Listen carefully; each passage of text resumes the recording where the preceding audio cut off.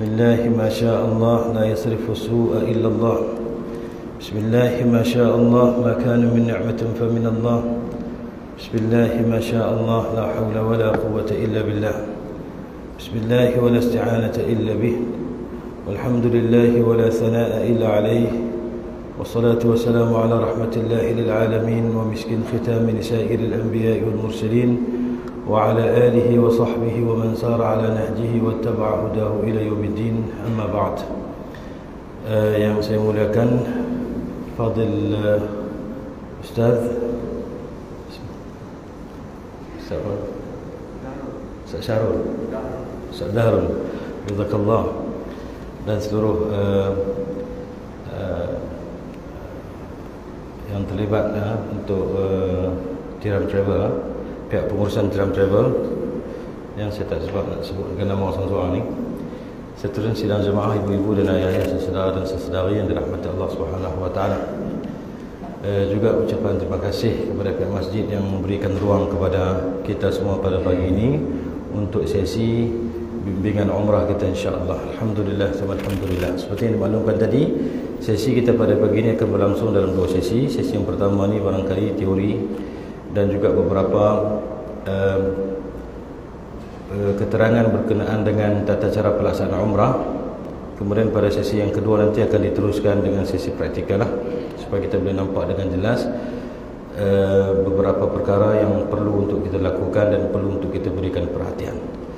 Pertama sekali perlu untuk kita fahami bahawasanya ibadah umrah ini adalah ibadah yang majoriti ataupun kebanyakan daripada tata cara pelakuannya itu adalah melibatkan perbuatan. Jadi jangan kita bimbang berkenaan dengan tak dan nak hafal lagi doa banyak ni, doa tawaf pusingan pertama nak baca apa, kedua apa, kemudian nak sa'i nanti 7 berulang alik daripada Safa dan Marwah nak baca apa Ustaz. Semua bacaan-bacaan tersebut adalah sunat. Bukanlah makna kita perkecilkan bacaan, tidak. Siapa yang boleh baca dengan doa tersebut itu yang paling baiklah. Tapi kalau dia tidak dapat menghafal doa tersebut, dia boleh baca doa apapun dan zikir apapun, kerana kebanyakan tempat di antara sa'i ataupun tawaf di Kaabah dan juga sa'i itu adalah tempat untuk kita berzikir dan berdoa kepada Allah. Jadi perkara pertama, di mana-mana tempat pun ketika mana saya menghadiri sesi taklimat umrah ini, untuk kita fahami ibadah umrah ini adalah kebanyakan daripada tata cara perlakuan kita adalah melibatkan perbuatan, melibatkan pekerjaan. Jadi doa-doa itu kita boleh baca doa yang kita baca, kecuali pada beberapa tempat lah yang kita anjurkan untuk jangan tinggalkan doa tersebut. Nanti kita akan tengok insya-Allah. Contohnya seperti mana di antara rukun Yamani dan juga Hajar Aswad, itu doa kita jangan tinggal, Rabbana atina fid dunya hasanah wa fil akhirati hasanah ila akhirih. Nanti kita akan tengok insya-Allah. Tapi kebanyakan daripada amalan-amalan yang kita akan lakukan dalam ibadah umrah ini adalah melibatkan perbuatan dan juga menjaga patang larang ketika mana kita berada dalam ihram. Jadi jangan beratkan kepala kita sehingga merasakan susah. Walaupun begitu, perlulah juga untuk kita ambil perhatian dan juga ambil maklumat beberapa perkara yang perlu untuk kita ketahui. Kerana seperti mana kita maklumi, ibadah ni tak boleh buat ikut suka. Tak boleh buat ikut suka. Jadi anjuran saya, pertamanya perlu untuk kita ambil perhatian kerana ini ibadah, ada tata caranya. Yang kedua, janganlah sampai takut sehingga menyebabkan kadang-kadang kita terkeliru ataupun kita tak dapat melakukan amal ibadah dengan secara tumaninah ataupun dengan secara tenang. Jadi di antara dua tu, jangan kurang sangat dan juga jangan keterlaluan sangat. Khairul umur awsatuha, sebaik perkara adalah bersederhana. Jadi bimbang kita tak ada ilmu, kita belajar, ambil maklumat yang penting. Pada masa yang sama janganlah takut sangat sampai kadang-kadang menyebabkan kita nanti sampai tak dan sampai ke Masjid Haram, baru sampai hotel duduk bimbang, saya tak nampak Kaabah, saya nampak Kaabah macam ni, dosa banyak lah. Tak nampak Kaabah apa, tak masuk masjid lagi, baru sampai hotel. Jadi itu kadang-kadang jadi begitu, walaupun nampak macam cerita lawak, tapi jadi begitu kerana terlalu takut dan sebagainya. Jadi bertenang-tenang saja, insya-Allah kita amal ibadat ini termasuk daripada amalan yang kita harapkan. Mudah-mudahan Allah Subhanahu wa taala akan mudahkan urusan kita, insya-Allah. Kita ada slide untuk bantu saya menjelaskan beberapa perkara pada pagi ini. Tapi sebelum saya masuk slide ini, secara ringkas ni kita nak sebut lagi di mana-mana tempat pun sebelum daripada kita menunaikan umrah ni dalam tempoh ni. Maka ada beberapa perkara penting yang perlu untuk kita lakukan bersama, termasuk daripada muqaddimah ataupun kita katakan persediaan awal lah, sebelum daripada kita melakukan ibadah haji ataupun umrah, khususnya umrah lah dalam perjalanan kita ni. Iaitu pertama sekali kita nak kena ingat bahawasanya umrah yang akan kita lakukan ini adalah sebahagian daripada ibadah yang Allah Subhanahu Wa Taala perintahkan, termasuk daripada kewajipan. Orang yang masih belum lagi menunaikan umrah ini umrah pertamanya, maka itu merupakan umrah yang wajiblah bagi dia. Tapi yang sudah barangkali berkali-kali mengulangi umrahnya, itu merupakan umrah yang sunat. Tetapi walaupun sunat, mesti dilakukan dengan betul dan tidak boleh sambil lewa ambil ikut suka, tak boleh. Kalau sunat tapi dia buat main-main, saja-saja buat kesalahan, itu merupakan satu perkara yang berdosa. Sama juga macam sembahyang. Ada sembahyang fardu, ada sembahyang sunat. Sembahyang sunat, walaupun sembahyang sunat, tak boleh kita buat lebih kurang. Tak boleh kita buat lebih kurang. Kita sembahyang main-main, berhenti ikut suka tanpa satu keperluan contohnya, maka itu adalah perkara yang diharamkan. Jadi prinsip dalam beribadah ni ada tata caranya, tak boleh kita main-main. Sunat ataupun wajib itu status ibadah tersebut. Tetapi bila kita masuk melakukan satu ibadah, kita kena buat dengan cara yang betul dan menyempurnakan sehingga sehujungnya seperti mana yang telah disyariatkan. Maka umrah termasuk daripada ibadah yang punya kelebihan yang sangat besar, seperti mana warid dalam hadis Nabi SAW yang barangkali kita biasa mendengarnya, al-umratu ila al-umrati kafaratul lima bainahuma wal hajjul mabruru laysa lahu jazaa'un ila al-jannah, atau kama qala alaihi salatu wasalam. Daripada satu umrah ke satu umrah, tempoh antara umrah ke umrah adalah tempoh yang Allah kurniakan pengampunan dosa kepada kita. Wal hajjul mabrur, dan haji yang mabrur, laisa lahu jazaa'un ilal jannah, tidak ada balasan yang paling baik yang Allah sediakan melainkan syurga Allah Subhanahu wa taala. Dan banyak lagi hadis-hadis kelebihan yang lain. Tapi memandai dengan satu hadis ni dah pun menunjukkan satu kelebihan yang sangat besar. Orang yang ada dalam hati dia ada iman, maka pastilah hatinya akan bergetar dan begitu mengharapkan dan sangat mendambakan, menginginkan janji Allah Subhanahu wa taala, iaitu kafaratuz dzunub, dihapuskan dosa dan juga mendapat ganjaran syurga di sisi Allah Subhanahu wa taala. Syurga tak ada duit boleh beli nah. Ampun dosa pun tak ada jual di kedai. Tak boleh top up kredit ampun dosa, tak ada. Kalau ada senang kita boleh beli siap-siap. Kredit ampun dosa, kemudian buat maksiat, habis kredit beli pula, kalau begitu mudah. Tapi tidak, dosa adalah perkara yang berhak ataupun yang boleh mengampunkannya ialah Allah Subhanahu wa taala. Jadi Allah beri hadiahkan kepada kita dengan amalan ataupun dengan syariat ini, antara hikmahnya adalah untuk menghapuskan dosa. Okey. 5 minit yang pertama insya-Allah kita akan tengok apa benda yang kita nak buat sebelum daripada kita berangkat nantinya pada tarikh yang telah pun ditentukan insya-Allah. Insya-Allah. Yang pertama sekali, saya sebut yang ringkas lah, yang besar-besar saja. Kita beristikharah, walaupun tarikh sudah pun dikeluarkan, pilihan telah pun dibuat. Istikharah ni makna kita solat sunat istikharah. Solat sunat istikharah ni ada kaifiat dia. Ada kaifiat dia. Sembahyang ringkas 2 rakaat, niat sahaja aku sembahyang solat sunat istikharah dalam hati lah. Yang usolli itu sunat, barangkali yang tak biasa melakukannya agak sukar nak ingat kan. So kita ambil yang penting, walaupun melafazkan niat itu, melafazkan niat itu sunat juga, tetapi yang kita ambil yang rukun dulu. Masa kita Allahu Akbar, niat dalam hati sahaja aku sembahyang sunat istikharah 2 rakaat kerana Allah. Sembahyang macam biasa, sembahyang sunat macam biasa. Lepas doa iftitah baca al-Fatihah, kemudian qul ya ayyuhal kafirun. Rukuk, i'tidal, sujud, habis rakaat pertama, naik rakaat kedua, lepas surah al-Fatihah baca qul huwallahu ahad sampai habis bagi salam, angkat tangan minta doa ya Allah Subhanahu wa taala supaya Allah berikan pilihan yang baik untuk kita. Ada doa yang maksud tapi panjang, yang saya secara umumnya saya tak bacalah sebab doa itu panjang sikit, tapi saya nak bagi tahu doa lah, minta pada Allah supaya Allah Subhanahu wa taala berkati pilihan kita ni. Sepatutnya istikharah kita buat pilihan supaya Allah bagi petunjuk pada kita sesuai tak sesuai waktu ini dan pada masa ni. Tapi kita dah ada jadual. Makna kita buat juga untuk ambil sunat istikharah itu, doa kita minta supaya Allah berkati pilihan dan Allah serta bersama dengan kita dengan pilihan yang kita buat ni untuk kita bersafar, berrihlah menunaikan umrah yang telah diperintahkan oleh Allah. Jadi buatlah walaupun sekali nah sembahyang solat sunat istikharah. Macam mana nak buat ustaz? Macam tadi sembahyang 2 rakaat ringkas saja. Allahu Akbar, niat dalam hati sahaja aku sembahyang solat sunat istikharah Jangan silap sebut pula, sebut istihadah pula. Istihadah tu dah orang perempuan tu. Istikharah kha. Sahaja aku semayang istikharah 2 rakaat kerana Allah. Yang macam biasa baca ringkas yang tadi, iftitah al-Fatihah, qul ya ayyuhal kafirun. Selesai rakaat pertama mangkit pula al-Fatihah dan juga qul huwallahu ahad. Habis sampai bagi salam, angkat tangan minta doa pada Allah. Nak doa macam biasalah, mula dengan alhamdulillah, kemudian selawat atas Nabi, kemudian minta apa yang nak minta. Yang kita nak minta dalam istikharah ni supaya Allah berkati pilihan kita dan Allah serta dengan kita insya-Allah dalam perjalanan ini. Satu. Yang kedua, sebelum kita ini selesaikan urusan kita dengan apa? Dengan adik-beradik kita ataupun dengan kawan-kawan kita kalau ada yang berselisih faham. Tak guna kita habis duit beribu-ribu untuk pergi umrah, tapi dengan abang kita tak cakap 7 tahun dah. Dengan mak ayah kita kadang-kadang ada benda kita tak puas hati dengan mak ayah kita. Dengan kawan kita ada selisih sehingga memutuskan silaturahim. Selesaikan. Pergi selesai. Orang nak terima tak terima, dia nak maaf atau dia nak kira tak mau kira, kita kata aku nak pergi umrah ni. Aku ingat kita ni pun dah lama dah tak cakap ni. Tak tahu siapa salah. Kalau aku salah aku minta maaf, kalau hang salah aku maafkan. Orang tu nak respon tengok muka kita ke, dia tak tengok muka kita ke, ataupun dia tak mau cakap ke, itu dia punya pasal yang penting kita selesaikan dari pihak-pihak kita.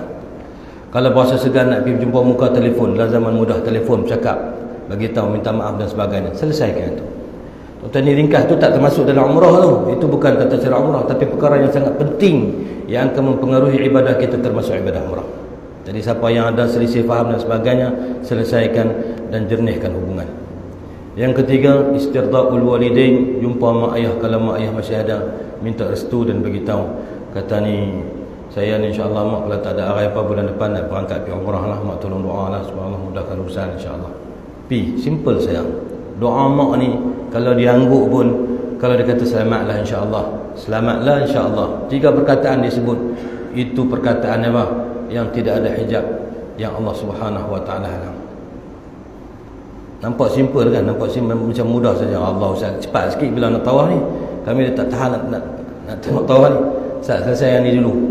Saya itu dulu. Dapatkan restu mak dengan dia. Yang ketiga, pastikan duit yang kita guna untuk melaksanakan umrah itu adalah daripada sumber yang halal. Tapi insya-Allah pun tak ada lah daripada kita ni yang guna duit haram ni. Cuma saya cerita untuk peringatan bersama saja. Supaya yang akan datang pun kekalkan duit yang kita guna untuk berumrah ini adalah daripada apa? Dipanggil nafaqatul halal, daripada duit yang halal. Pasal apa dikatakan begitu? Karena kalau kita guna duit yang diharamkan, duit menipu orang ke, duit kita kecoh jual tanah dengan abang kita, dengan adik kita ke, duit kita meniaga, kita buat naya pada orang ke, itu semua duit yang haram. Maka bila duit haram, warid dalam hadis ketika mana kita kata labbaik Allahumma labbaik, kan nanti Ustaz dah akan cerita pada kita apa kita nak buat bertalbiyah dan sebagainya lepas kita nak diharamkan. Kita kata labbaik Allahumma labbaik, labbaik la syarika laka labbaik. Kita kata kami sambut seruanmu ya Allah, kami sambut seruanmu ya Allah. Tuhan yang apa? Engkau lah Tuhan yang tidak ada sekutu bagimu. Orang yang guna duit haram pi haji ataupun umrah, dia sebut labbaik Allahumma labbaik, maka akan dibalas kepadanya la labbaika wa la sa'daika hatta tarudda ma fi yadaik. Tak ada selamat datang daripada kamu yang aku terima sehingga kamu pulangkan balik apa yang ada di tanganmu itu, iaitu duit yang hak, yang haram. Jadi pastikan kita guna duit yang halal. Ya, pastikan kita guna duit yang halal. Yang seterusnya ialah sebelum ini perbanyakkan bermohon ampun kepada Allah, beristighfar, minta ampun pada Allah. Mana-mana tempat kuliah umrah pun kita beritahu, nak pergi umrah ni bukan nak pergi umrah saja. Kita ni sehari semalam disunatkan untuk kita beristighfar berapa kali? 70 kali sekurang-kurangnya, ataupun 100 kali. Jadikan amalan. Bagi dapat 100, bagi dapat 70. Sekarang dunia moden, kita ada tasbih yang digital. Tak ada yang digital, ambil tasbih biasa. Hari-hari waktu yang lapang, habiskan bagi dapat istighfar 70 ataupun 100 kali. Itu persediaan kita. Itu persediaan kita. Mudah-mudahan berkekalan lah sepanjang hari, sampai balik umrah, sampai pergi umrah pula, sampai mati. Tiap-tiap hari kita istighfar, astaghfirullahalazim wa atubu ilaih, ataupun astaghfirullahalazim alladzi la ilaha illa huwal hayyul qayyum wa atubu ilaih. Yang kita dah baca satu bagi cukup 70 sekurang-kurangnya, ataupun 100 kali sehari semalam. Yang keseterusnya iaitulah kita ketika mana kita nak pergi buat umrah ni, pastikan kita ada bekalan yang cukup. Itu disebut oleh para ulama. Bekalan cukup kemampuan lah, bukan nak bermewah, bukan. Tapi adakan bekalan yang cukup supaya kita dalam perjalanan itu mudah. Kita tak terganggu dalam melakukan amal ibadah. Bukan bawa bekalan cukup nanti nak pinung, nak pergi borong di sana, bukan. Bekalan cukup tu untuk keperluan perjalanan kita. Kenapa? Kalau tak cukup nanti terganggu perjalanan kita dalam melakukan ibadah. Jadi Islam menganjurkan supaya kita sediakan bekalan yang cukup. Kalau banyak Allah Ta'ala bagi lebih, alhamdulillah. Kalau tak ada sekadarnya cukup keperluan, maka usahakanlah, insya-Allah. Baik, itu sebahagian daripada perkara-perkara asas ataupun yang umum yang perlu untuk kita lakukan. Satu lagi sebelum saya lupa, nak pergi umrah ni juga kita kena persiapkan fizikal kita lah. Maksudnya kena senaman sikit, jogging sikit, tak jogging di luar pun jogging dalam rumah. Pusing rumah lah, mesti rompuk ke apa ke, lari-lari sikit. Pasal apa? Pasal ibadat umrah banyak melibatkan perbuatan. Orang yang di sini dia tak pernah buat apa, nanti dia tak kena 7 keliling tu, kemudian nak sa'i tu tak 7 kali pergi balik. Kalau tak kena gaya, duduk tengok ada ramai lepas umrah pertama dengan lepas sa'i tu, balik jalan tak apa dah betul dah. Pasal cekam perut betih. Pasal apa? Kurang senaman. Jadi senaman lah. Buat senaman. Bukan nak suruh pergi gym, bukan. Bukan nak suruh pergi berjalan lari pada sini cari kurang pikuh ni, bukan. Di rumah pun tak apalah. Biasakan dengan buat exercise untuk persediaan jasmani untuk kita melakukan ibadah umrah. Itu sebahagian lah. Itu sebahagian daripada persediaan. Banyak lagi yang saya tak sebut, tapi itu hanya sebahagian daripada persediaan-persediaan yang perlu untuk kita ambil maklum. Yang tadi walaupun tak termasuk dalam tata cara pelaksanaan umrah, tetapi ianya sangat penting. Okey, yang ni saya ingat kita akan skip dulu yang ni. Yang ni dia cuma untuk catat ada kita punya perjalanan saja daripada airport, kemudian kita akan turun di mana, sama ada di Jeddah ataupun di Madinah. Siapa-siapa yang masuk Mekah dulu dia akan masuk ke Jeddah. Dia akan niat nanti ketika mana sampai sempadan Qardun Manazil. Kita akan tengok depan ni. Siapa-siapa yang masuk Madinah dulu tak ada masalah, dia pergi ziarah tu, ziarah Rasulullah SAW. Ziarah Rasul, bukan ziarah makam, ziarah Rasul. Kena faham begini elok. Ada orang kata ziarah makam Rasulullah. Tak. Kita bukan ziarah makam, kita ziarah apa? Ziarah baginda Nabi SAW. Betul orang yang bagi salam dekat Nabi tu, dia bukan bagi salam kat kubur Nabi, dia bagi salam betul-betul kepada baginda Nabi SAW. Dan Nabi jawab salam dia, cuma dia tak dengar. Maka sebab tu orang yang pergi ke Madinah ni, kalau hatinya penuh dengan cinta, pijak saja masuk babu salam, nak terus nak lintah Raudah sampai kepada Al-Hujrah Syarifah dekat makam Sayyidina Nabi SAW tu, waktu tu mamu dah yang mata. Pasal apa? Pasal tersentuh hatinya. Sebab kita bagi salam tu, bagi salam kepada baginda Nabi SAW. Assalamualaikum ya Rasulullah, Assalamualaikum ayyuhan Nabi wa rahmatullahi wa barakatuh. Bahkan Nabi kata dalam hadis, siapa-siapa yang ziarah aku walaupun selepas wafat aku, faka'annama zarani. Siapa-siapa yang ziarah aku walaupun lepas aku dah wafat, maka sama macam ziarah aku ketika mana aku masih hidup. Jadi jangan berlebih kuranglah. Kita pergi nak buat amal ibadat, set betul-betul minda kita untuk beribadah.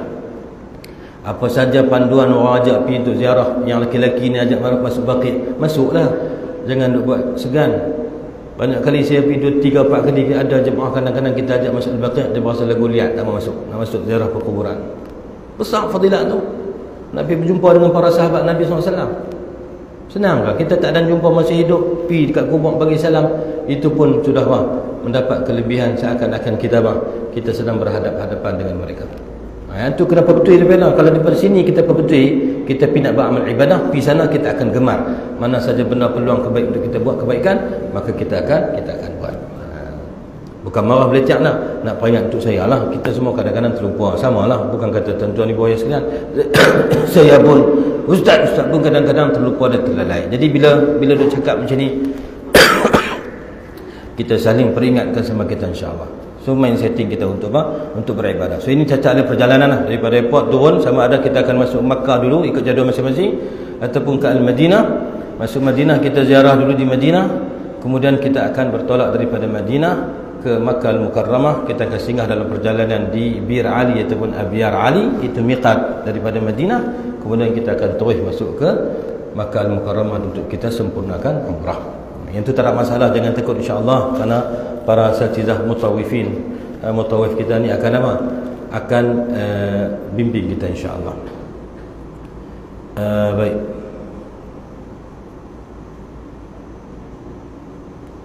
Okey. Sekarang di sini tertib atau cara umrah. Tertib atau cara umrah iaitu perjalanan umrah. Sempurnanya satu umrah tu bagaimana secara umumnya? Secara umumnya, termasuk jugalah ini disebut sebagai apa? Sebagai rukun-rukun umrah lah.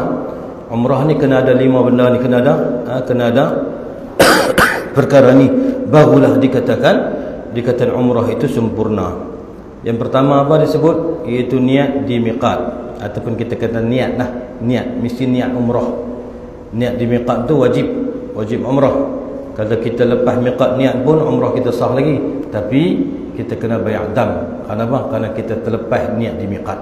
Itu kemudian yang penting niat dulu, niat umrah. Niat umrah lagu mana? Niat umrah niat sahaja aku berihram ihram umrah. Sahaja aku menunaikan umrah dan aku berihram dengannya. Lafaz-lafaz tu tuan-tuan ikut yang ada dalam buku lah, mudah.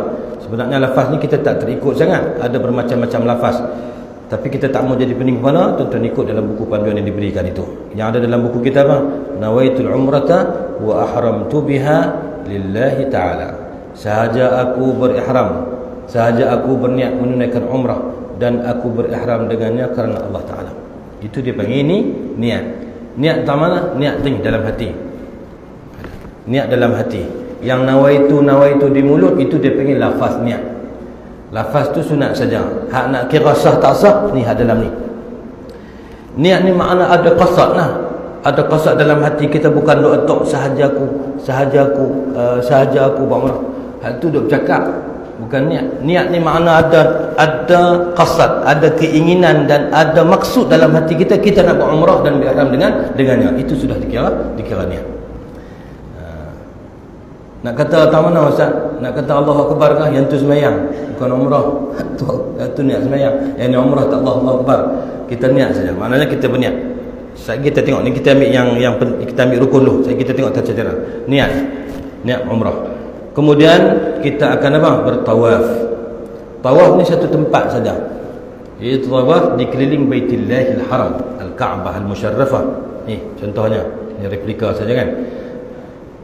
Di keliling Kaabah, sama ada di Al-Mataf, kawasan dataran tawaf itu, ataupun barangkali bagi yang ada masalah naik kerusi dan sebagainya, dia kena tawaf di tingkat satu itulah, ataupun di tempat yang telah disediakan tu dengan kursi roda dan sebagainya. Jadi syaratnya mesti apa? Mesti keliling Kaabah itu 7 kali pusingan. Satu pusingan yang lengkap bermula daripada rukun Hajar Aswad. Hajar Aswad di belah ini Al-Hatim kan, Hajar Aswad di ujung. Daripada Hajar Aswad pusing sampai bertemu pula rukun Hajar Aswad, maka dapat satu syaut, dia bagi satu pusingan. Mesti buat 7 pusingan lengkap, sempurna dengan apa? Dengan rukun-rukun tawaf dan juga dengan syarat-syaratnya. 7 keliling, sab'atu asywaq dia panggil. Sab'atu asywaq, 7 keliling. Maka itu dia panggil tawaf. Selesai tawaf, kita sebut yang besar-besar dulu. Solat sunat apa kita akan sebut kemudian. Selesai tawaf, kita akan bergerak untuk melakukan sa'i ataupun as-sa'yu. Melayu panggil sa'i. Sa'yu ataupun sa'i ini dilakukan di antara Jabal Safa dan juga Marwah. Jabal Safa dan Marwah. Ada tempat mas'a, dia panggil mas'a, tempat sa'i. Tempat sa'i. Kemudian selesai daripada itu, kita pun bergunting. Tang sa'i ni pun macam tu juga. Cuma sa'i ni cara kiraan dia satu hala dikira dengan satu gerakan. Mana daripada contoh daripada Safa dan Marwah sudah dikira satu. Daripada Marwah ke Safa balik itu dikira dua. 3, 4, 5, 6, 7. Maka kita akan apa? Kita akan habis di Jabal Marwah. Jangan kira pergi balik satu teruk. Kalau ada orang pernah jemaah kita, dia kira pergi balik tu satu. Daripada Safa Marwah ke Safa satu. Makna apa? Makna 14 kali ya sebab kiraannya satu hala dengan satu. Satu hala satu, patah balik 2, 3, 4, 5, 6, 7. Habis 7 tu, maka kita bergerak pula kepada rukun yang keempat, iaitu dia panggil bergunting. Sekurang-kurang perempuan 3 helai rambut. Orang lelaki juga ambil sunat depan, kiri, kanan, gunting sekurang-kurangnya. Cuma orang lelaki ni dia lebih lebih afdal untuk dia cukur kepala dia. Orang perempuan jangan cukur kepala lah. Orang perempuan gunting sekurang-kurang 3 helai rambut. Maka bila bergunting itu, maka kita sudah pun bertahallul, yakni kita selesai daripada pantang larang ihram. Habislah, dapatlah satu umrah. Satu lagi rukunnya, yang kelima iaitu tertib. Yang ni tata cara kan. Kita sebut teruslah rukun. Satu lagi tertib. Tertib makna apa? Mendahulukan apa yang dahulu dan mengkemudiankan apa yang kemudian. Jadi 5 lah. 5 benda ni saja. Umrah ni 5 benda ni kena ada. Ingatlah kepala kita elok. Pertama kita niat. Yang kedua kita tawaf. Selesai tawaf kita sa'i. Lepas sa'i kita bergunting. Dan mesti pergerakan ini berlaku secara tertib. Tertib maknanya kita tak boleh kita habis niat kemudian masuk masjid tengok-tengok orang tawaf ramai. Kita kata kat kawan kita, ramai tu jom kita pergi sa'i dulu kot, sa'i kita main tawaf. Boleh tak? Tak boleh. Pasal apa? Pasal sa'i mesti berlaku selepas tawaf. Tak boleh dahulukan sa'i tawaf.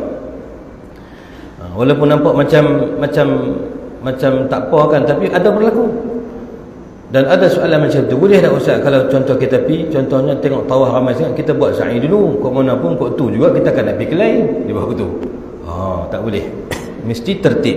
Jadi hak 4 ini ditambah satu lagi untuk sempurnakan 5 rukun umrah, iaitu tertib. Makna niat umrah. Niat itu tak ada masalah lah, sebab semua amalan kita niat kan. Kemudian selepas niat kita bergerak masuk dalam masjid, kemudian kita tawaf keliling Kaabah 7 kali. Selesai tawaf kita akan bergerak ke tempat sa'i untuk kita untuk kita bersa'i dengan 7 kali berulang alik daripada Safa dan Marwah.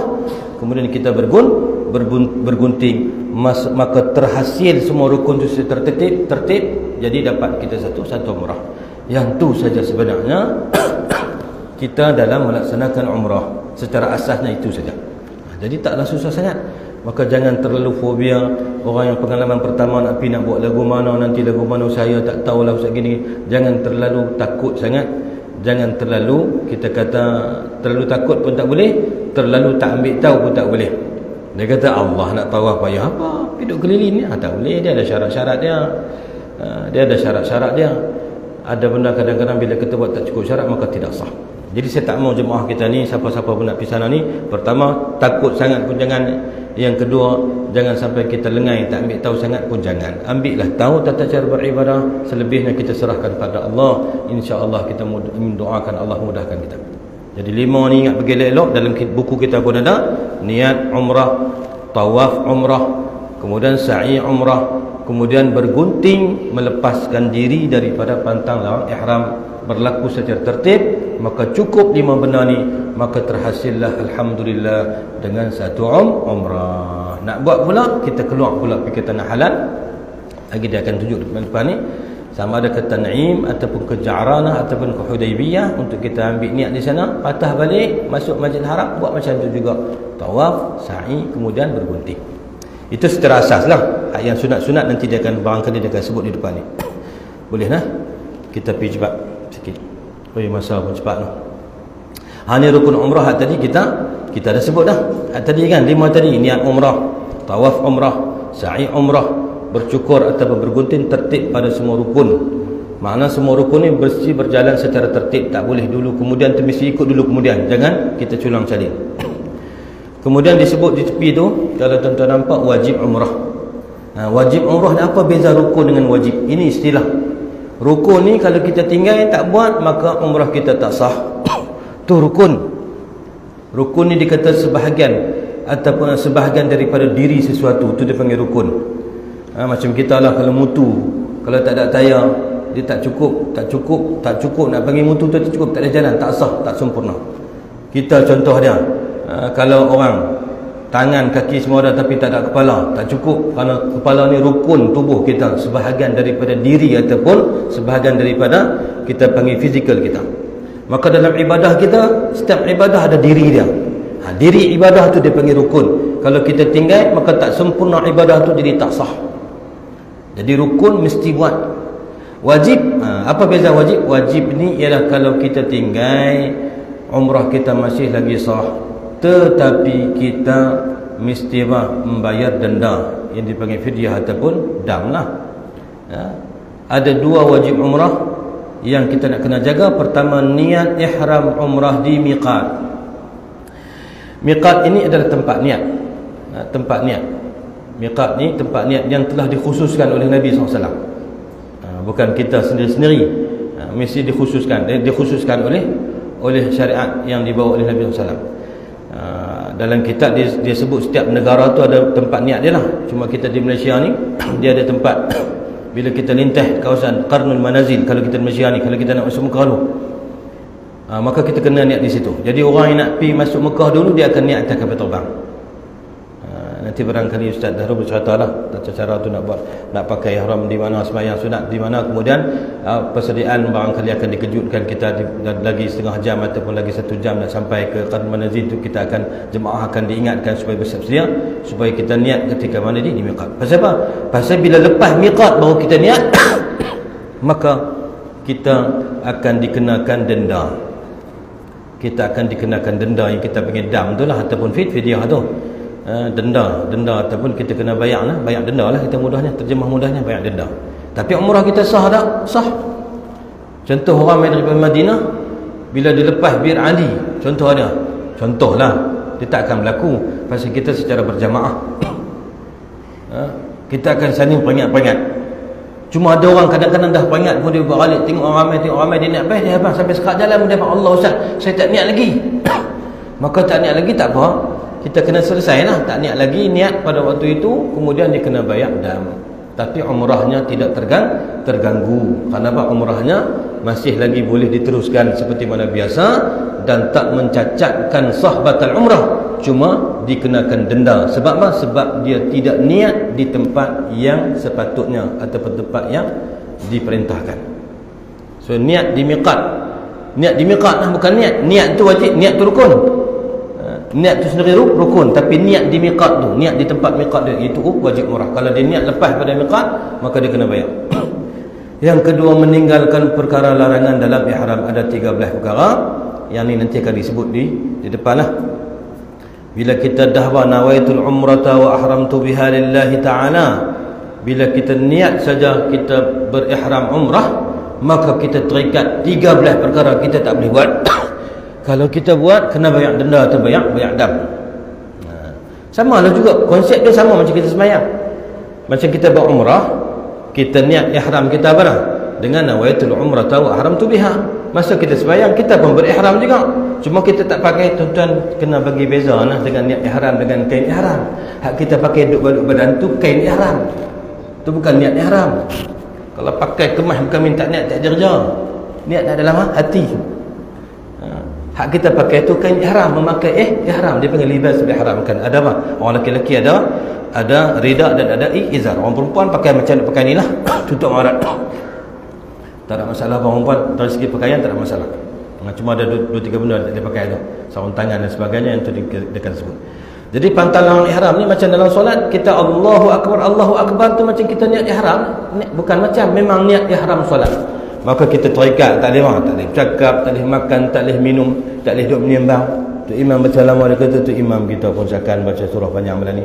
Tu pula aku pun tunggu lawan lenguh kaki, duduk semang kawan dia. Batal. Tapi tak kena dam lah, cuma batal saja.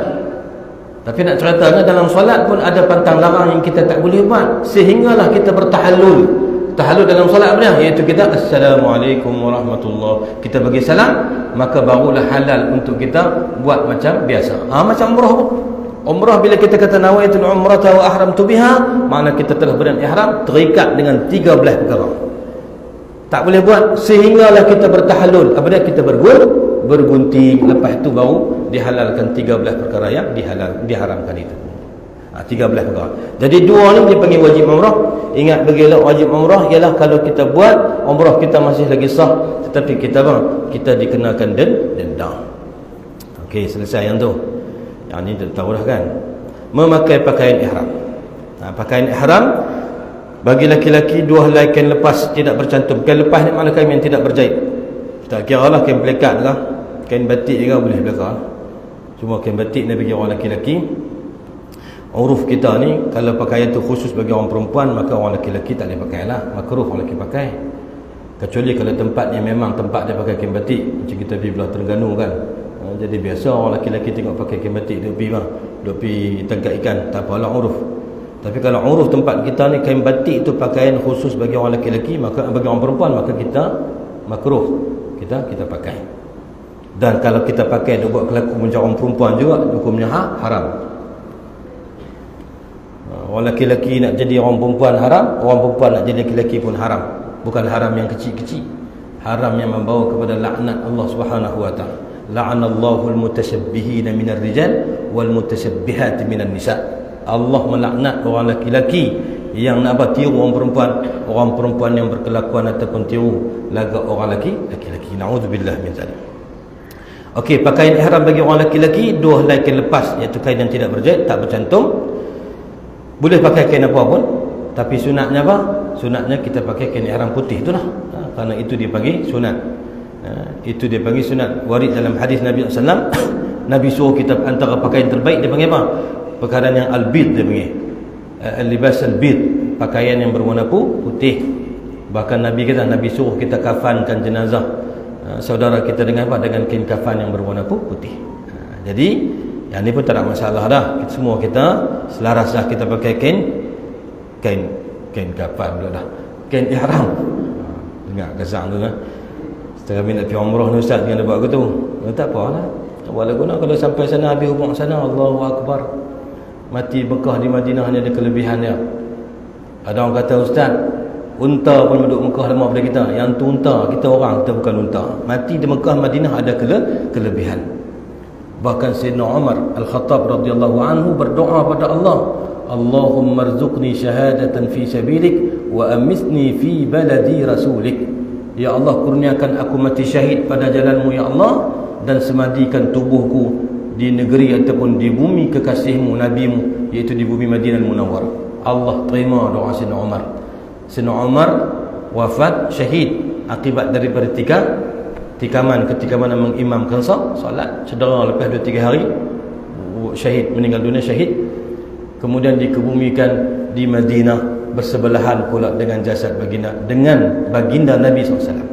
Nanti kita yang pijarah nanti kita akan bagi salam dekat Sayyidina Rasulullah SAW, kita akan bagi salam dekat Sayyidina Siddiq Al-Akbar, Sayyidina Abu Bakar Siddiq radhiyallahu anhu, dan kita akan bagi salam dekat Sayyidina Faruq, Sayyidina Umar radhiyallahu anhu.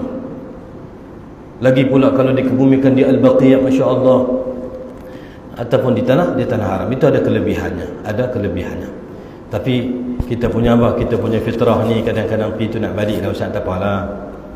Bukanlah nak suruh niat pergi mati sana, bukan. Tapi kalau takdir kata mati sana, alhamdulillah. Kalau balik pula minta mudah-mudahan boleh pergi lagi insya-Allah. Baik, 2 helai kain lepas, sehelai dipakai untuk menutup auratnya antara pusat dan lutut, itu belah bawah dia panggil izar, dan satu lagi sehelai lagi dia buat selendang. Dia pakai rida, tutup bahagian atas.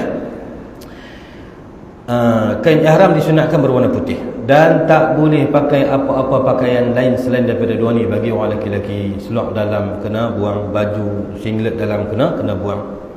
Nanti kita syorkan. Biasanya para asatizah yang mutawif ini akan syorkanlah supaya kita tanggalkan semua. Dia kata tak apa Ustaz, tak sampai sampai saya buka lah. Dia segan nak buka, selok dalam dia pakai dah bawah tu, tapi selok dalam pakai lagi. Seligang selepang tu. Tapi baju singlet, baju panas dalam tu dia pakai lagi. Dia kata tapi saya ingat Saya ingat apa? Dia pun nawaitul umrata wa haramtu biha. No, turun pergi Jeddah dah. Kita dah nampak lagu baju apa dalam ni? Tak buang lagi ke? Allah Allah. Lagu nak buat mana? Tak ada lagu, kita kena selesaikan denda tu, tak apalah, selesaikan denda, kemudian teruskan umrah. Jadi untuk elak tepuk dahi tu, buang sekejap. Masa pakai tu, buang sekejap. Itu lelaki-lelaki. Orang perempuan, sekejap lagi ustaz akan tunjuk cara pakai ihram, insya-Allah. Lagu mana? Cara nak ikat tu. Ikat lagu mana? Minta apa? Bagi lekat je. Tetapi ada cara dia lah. Kalau kita nak cara lagi, masalah membahayakan ketenteraman awam. Yang wanita hendaklah menutup semua anggota tubuh selain daripada muka dan dua pergelangan tangan. Muka dengan dua tangan tak boleh tutup. Yang lain boleh tutup pakai macam pakai ni lah, yang stokin sekali. Kerana itu apa? Itu menutup aurat bagi orang perempuan. Jadi orang perempuan dia tak terikatlah dengan pakaian tak berjahit ni. Pakaian tak berjahit untuk lelaki-lelaki saja. Orang perempuan tutup seperti mana kita duk pakai, cuma tak boleh tutup muka saja. Adapun mas ini, kalau ikut fatwa yang diberikan, pakai mask ni kalau tengok dalam kitab, sebahagian kitab dia kata pakai mask tak dosa kerana keperluan, tapi kita kena bayar juga denda tu. Tetapi oleh kerana kita berada dalam suasana yang kita kata mudarat itu dia umum, semua orang kena pakai lagu tu, maka fatwa itu diringankan, mengatakan tidak perlu tidak dikenakan bayar denda. Tengok nantilah sana kalau diminta untuk kita pakai mask diarahkan tak apa. Kalau tak diarahkan, maka orang perempuan tak boleh tutup muka. Amwi. Inna lillahi wa inna ilaihi raji'un. Bagus juga dia bagi batuk ni. Kita tak cakap banyak kan. Kalau tak batuk ni saya memang pandai. Tapi nak mengajak ni payah sikit batuk ni. Tapi alhamdulillah, mana pun alhamdulillah ala kulli hal. Jadi orang perempuan tak boleh tutup muka. Tak boleh pakai sarung tangan. Saya kira sebut pasal masa larangan ihram tu. Ingat orang perempuan ingat dulu, buah mula ni ingat dulu, muka tak boleh tutup, tangan tak boleh tutup, tak boleh pakai sarung tangan. Orang lelaki pun sama juga, tak boleh pakai sarung tangan. Itu jelas dah. Orang lelaki dia memang macam tu saja. Sekali dia akan sebut kepiah tutup kepala tak boleh, stokin tak boleh pakai, dia akan sebut. Okey, dekat ni jelas lah. Orang lelaki dua pakaian tu, kain atas dengan bawah, lain semua kena tanggalkan. Orang perempuan pakai macam biasa ni, kecuali muka dan pergelangan tangan mesti tak boleh tak boleh tutup. Ini pakaian dia buka bau sebelah mana ni? Dia panggil tawaf sa'i sahaja. Tawaf dan sa'i. Masa sa'i juga disunatkan kita buka ittiba'. Tawaf dan sa'i. Pakaian lelaki semasa ihram secara ittiba'. Ittiba' ni kita buka bau kita. Iaitu kita buka bau sebelah mana? Sebelah kanan, sebelah kiri. Ittiba' bau sebelah kanan kiri. Bau kanan bau kanan. Kita buka bau sebelah kanan ke sebelah kiri? Kanan. Kanan. Kita buka bau kanan. Ittiba'. Ini pakaian ni untuk lelaki-lelaki saja. Perempuan tak payah perempuan tak ada ittiba'. Ittiba' ni untuk lelaki-lelaki saja. Pakai ni macam ni ketika dua keadaan saja. Masa tawaf dan juga masa sa'i.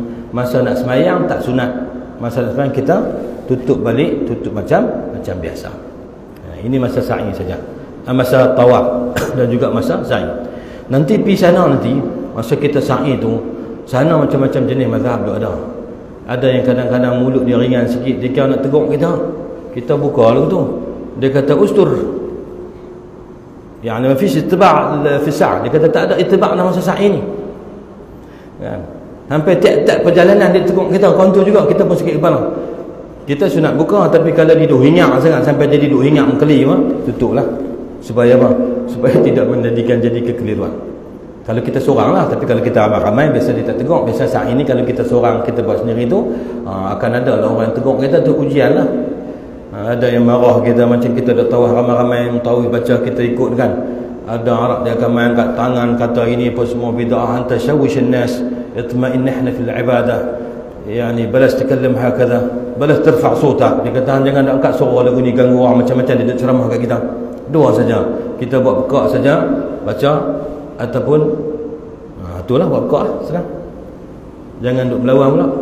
Ni ujian ni kita kata tak apa Ustaz insya-Allah. Tak kena uji. Ada orang yang garang ni sikit lagi selangkah mesti sampai ke hidungnya. Tapi itu ujian. Jaga orang lelaki lah khususnya. Orang lelaki jaga. Jangan kita kena sabar sikit. Betul lah kadang-kadang dia salah dia buat lagu tu, tapi itu ujian. Baik, ini dipanggil pakaian ittiba', makna kita buka sebelah bau itu kanan tu. Kemudian kita pakaian macam ni hanya semasa ketika mana, ketika sa'i dan juga ketika tawaf dan ketika sa'i saja. Ketika nak solat kita buka balik. Mana lepas, contoh lepas tawaf kita akan sembahyang sunat tawaf kan. Masa nak tawaf kita tutup balik dan kita solat. Nak sa'i kita buka balik. Ini dia panggil ittiba'. Ambil tahulah. Ambil tahu. Ittiba' alif dad ta ba alif ain. Ittiba' dia panggil. Kalau tak tahu pun tak apa. Perkataan ittiba' tak masuk rukun umrah. Tapi dah kita belajar, bagi tahulah sebut.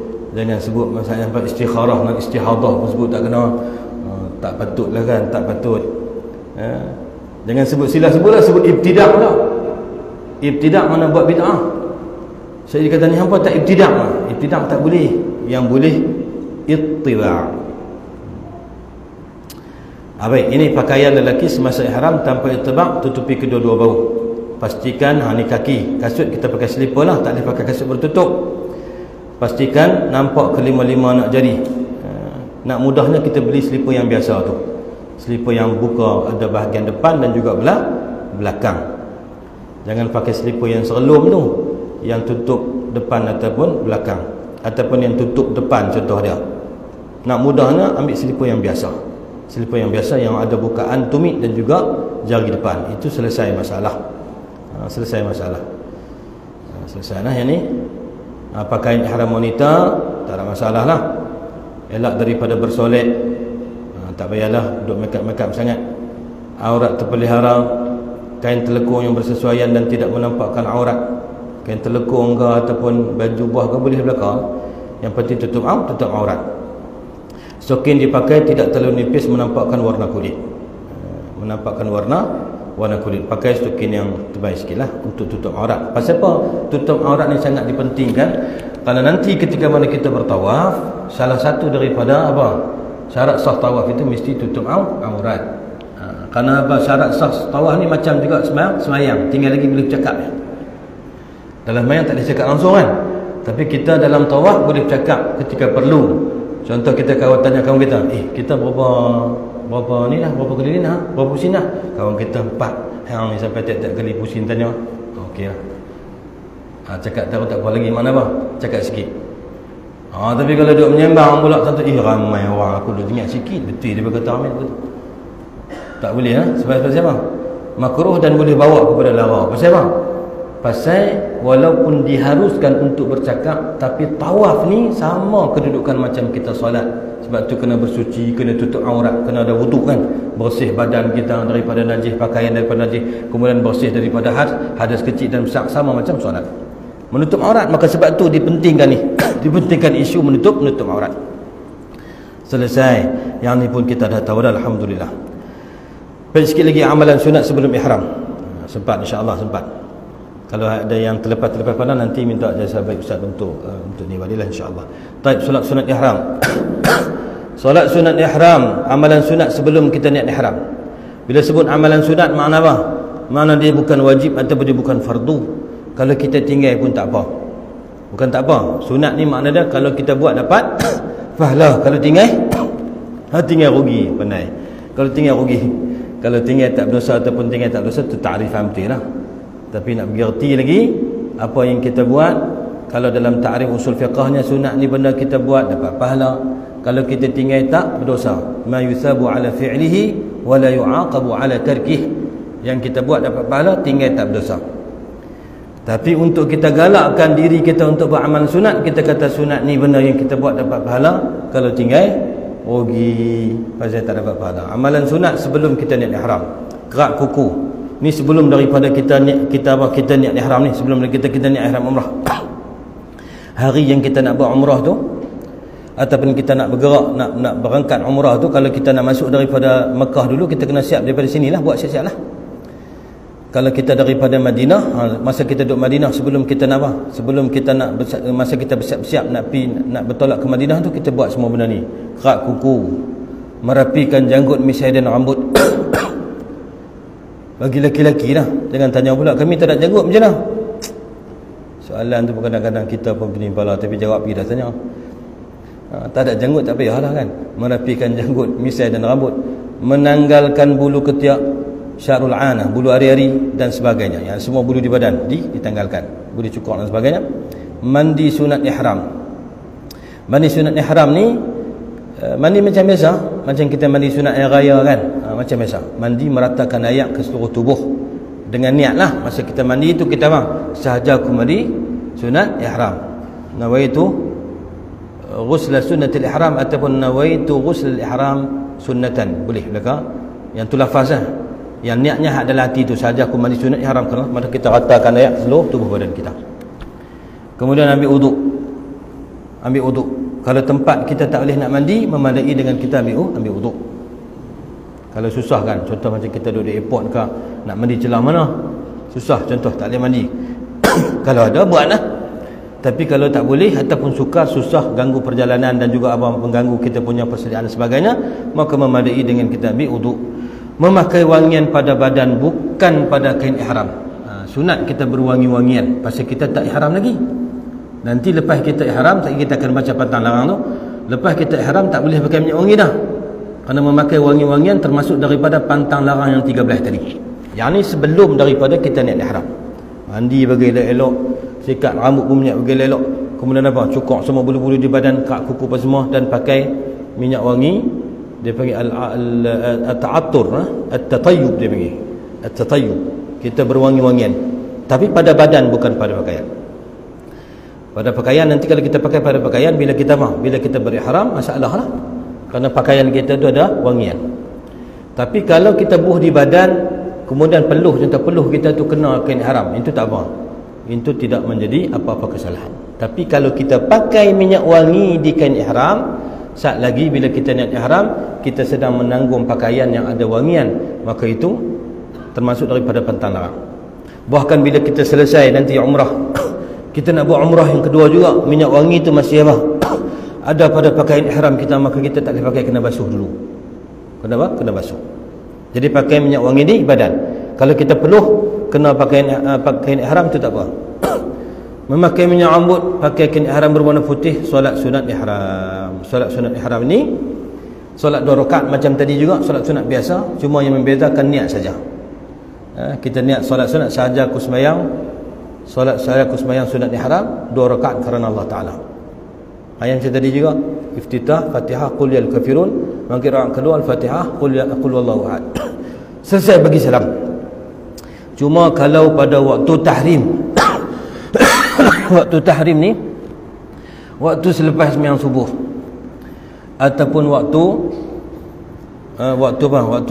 selepas daripada selepas solat subuh sampai masuk waktu isyraq ataupun waktu duha, contohnya sampai masuk waktu duha. Bila masuk waktu duha tak apalah, tapi selepas subuh tu tak ada waktu, tak ada sembahyang sunat, kecuali sembahyang fardu ataupun kecuali solat sunat yang ada sebab, tak apalah.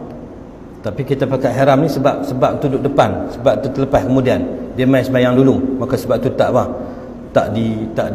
disunatkan. Tak apalah, tu pendetailan dia. Cuma ambil fahamnya, kalau kita nak kita berada pada 4 waktu ni, lepas solat subuh tu sampailah waktu duha kan, sampai waktu duha. Waktu tu tak ada sembahyang sunat. Jadi kalau kita nak berihram waktu tu, maka tak ada solat sunat ihram. Jadi disunatkan kita kalau boleh kita tunggu sampai masuk waktu duha tu, maka kita sembahyang sunat ihram dan kita berniat ihram. Tapi kalau kita nak kena bergerak dah, contoh dah, tak ada waktu dah, maka tak disunatkan untuk kita solat sunat ihram lepas subuh. Kemudian waktu mana lagi? Ni inda istiwa syams, ketika mana matahari tegak atas kepala ni, itu waktu haram sampailah gelincir masuk waktu zuhur. Lepas tu baru boleh solat sunat. Lagi waktu mana lagi? Iaitu waktu ketika mana waktu senja lah, waktu kita kata matahari kuning ke kuningan tu sehingga terbenam matahari. Waktu itu juga waktu yang dipanggil yang tak ada solat sunat. Jadi waktu-waktu ni waktu karahah. Tapi tak apa, nanti di sana memang macam kita beritahu lah, umrah ni akan sentiasa dibimbing. Kali pertama, kali kedua, kalau kita nak buat sendiri pun kita mestilah report dulu, bagi tahu dulu kami nak pergi buat umrah gini-gini. Barangkali ustaz akan bagi tahulah beberapa panduan asas. Kerana biasanya jemaah ni bila dia buat sekali dah, lepas tu dia dah confident dia nak buat sendiri. Dia nak pergi ke tempat miqat yang paling dekat tu lah, Tan'im. Biasanya dia dah pandai lah. Kebanyakan jemaah ni memang ustaz yang bimbing ni selalunya kalah dengan jemaah ni. Ustaz boleh 3, dia boleh 6. Ustaz 4, dia 8. Tak pernah menang lagi dekat ni. Dia pun semangat sungguh. Masa mula-mula nak pergi tu dia takut nak buat lagu mana. Dan dia boleh buat sekali selesai satu umrah, dia laju lebih daripada kita lagi. Tak apa, alhamdulillah buatlah buat. Larat buat. Cuma jaga kesihatan lah. Jaga kesihatan. Jangan keterlaluan sangat, takut kadang-kadang mengganggu pergerakan kita. Kalau kita rasa tak sihat, maka ambil takat mana perlu. Tapi buat banyak kali lah. Jangan dia buat alasan, buat sekali saya tak apa sihat Ustaz. Hatu bukan tak sihat, itu penyegan. Cuma timbang-timbang ukur kesihatan kita. Kalau kita rasa kita boleh, tak ada masalah apa, kita boleh buat. Banyak mana larat buat. Okey. Solat sunat ihram. Baik, ini amalan sunat. Amalan sunat semasa niat ihram, masa kita nak niat menghadap kiblat dan berada dalam keadaan berwudu. Biasanya kita niat lepas solat tu kan. Kita niat lepas daripada tahu sajak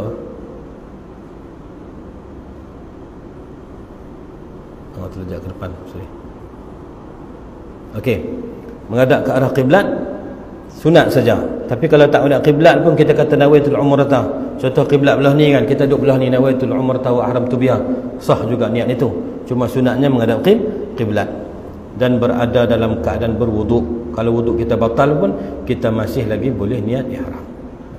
Yang ni pun nanti insya-Allah lepas kita niat dalam biasa dalam masjid lah kan, ataupun dalam perjalanan tu.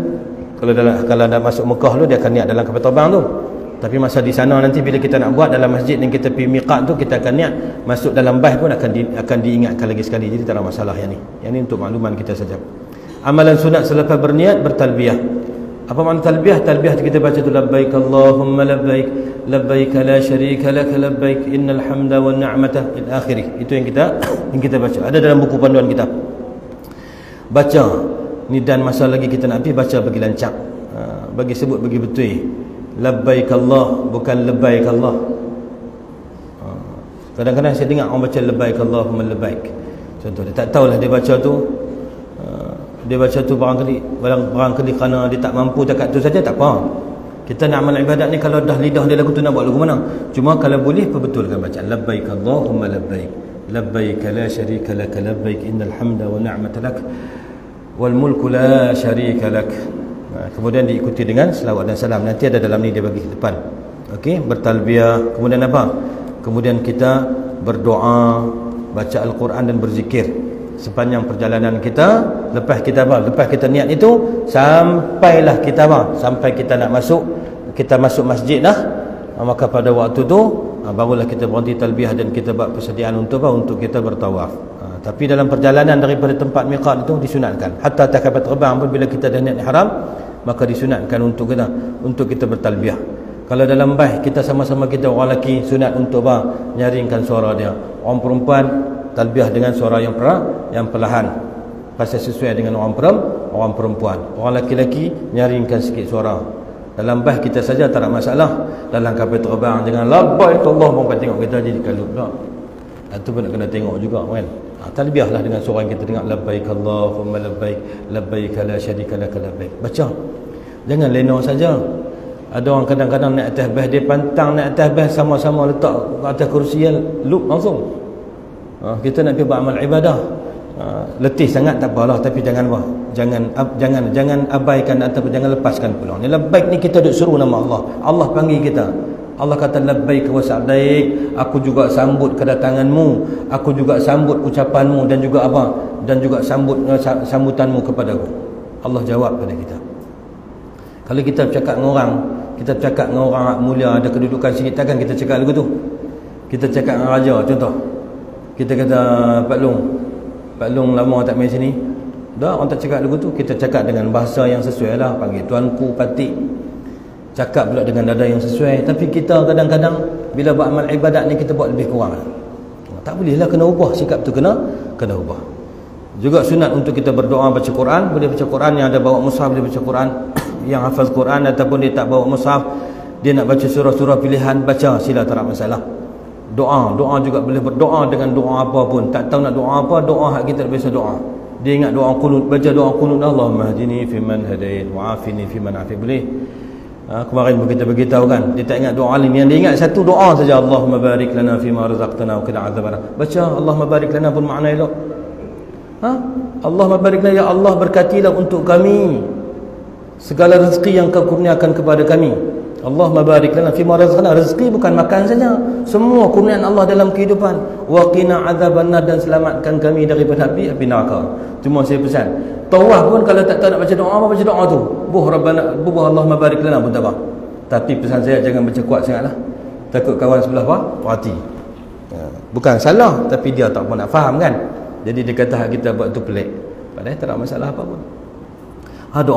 Doa, apa yang doa kita? Tak boleh nak doa apa, tak boleh doa Arab, doa Melayu, minta kepada Allah. Minta. Anak sakit, minta doa, ya Allah sembuhkanlah anak aku, ya Allah. Anak nak periksa ke, ataupun ada masalah kita dalam kehidupan ni, tak sama latar belakang. Renyih muka semua gelak sama kan. Tapi hak duduk belakang dalam kepala kita tak ada siapa tahu, hanya Allah yang tahu. Minta kepada Allah Subhanahu wa taala. Okey, yang ni kita dah sebut dah tadi, niat umrah tadi, nawaitul umrata wa ahramtu biha lillah. Kadang-kadang ada setengah kita dikata labbaikal umrah. Tak apalah, kita ikut hak ni, ikut hak kita belajar. Saya jadi selalu pergi sana nanti pun ikut macam yang kita kursus panduan ni. Jangan ikut kadang-kadang sana ni jumpa macam-macam, dia nak tiru orang. Contoh dia. Janganlah, ikut panduan kita. Nawaitul umrata wa ahramtu biha lillahi ta'ala, sahaja aku mengerjakan umrah dan aku berihram dengannya kerana ta'ala. Ini niat umrah. Bagi orang perempuan, maka apa, untuk dia berhati-hati, maka dia niat apa? Dia niat bersyarat. Dia niat bersyarat. Dia kata in habasani habisun famahilli haitsu habasani. Maksudnya sahaja aku mengerjakan umrah dan aku berihram dengannya kerana Allah. Yang tu niat tadi. Kemudian kita sambung sikit lagi, sekiranya aku terhalang dengan sebab haidku sehingga hari pulang ke tanah airku, maka halallah aku. Jadi makna kalau dia niat macam ni, contohlah kata sampai sana tak ada nak tawaf lagi. Kalau selesai tawaf tak apa. Sekana sa'i tak disyaratkan kita apa? Kita suci. Dan kawasan sa'i itu pula diisytiharkan bukan kawasan masjid. Jadi makna orang yang ada haid, dia boleh bersa'i. Pertama, kawasan tu tak digazet sebagai kawasan masjid. Yang kedua, untuk bersa'i tidak perlu syarat bersuci. Maknanya kalau kita apa? Kalau kita haid pun boleh sa'i. Tak disyaratkan, cuma sunat saja untuk kita dalam wuduk. Jadi selesailah. Masalahnya kalau tak ada tawaf ataupun sebahagian tawaf 3 pusingan nak masuk ke 4 turun darah, maka dia kena berhentilah.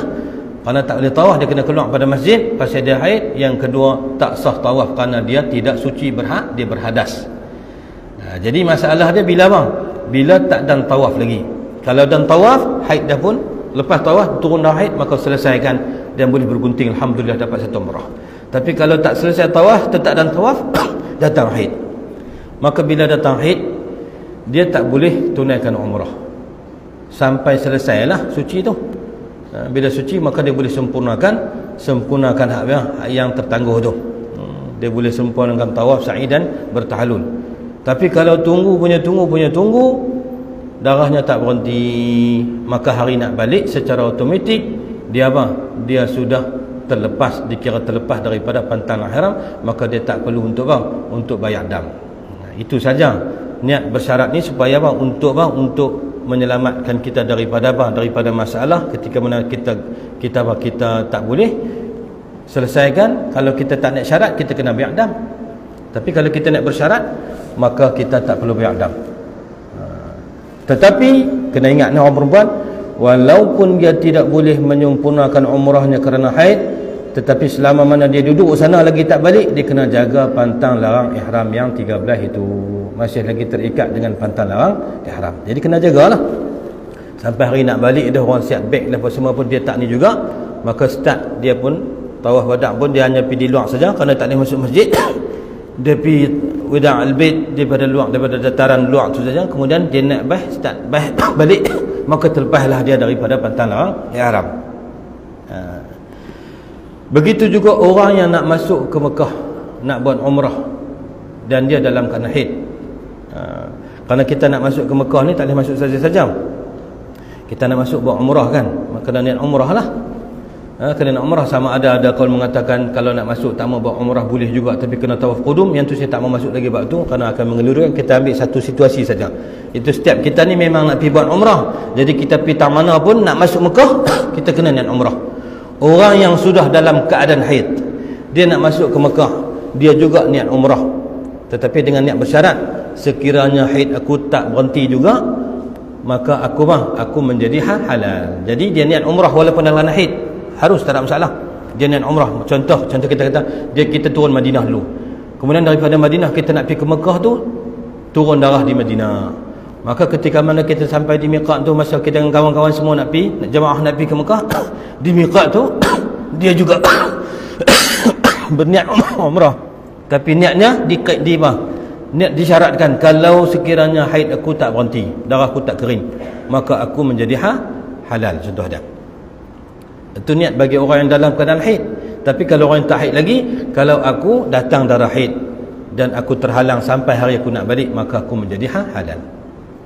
Yang mudahnya hak Arab tu, in habasani habisun famahilli haitsu habasani. Kalau aku terhalang dengan sesuatu, sama terhalang tu kita dah haid dah tapi tak suci lagi, ataupun kita belum haid kemudian datang haid, maka kita menjadi halal. Menjadi halal ketika mana habis tempoh.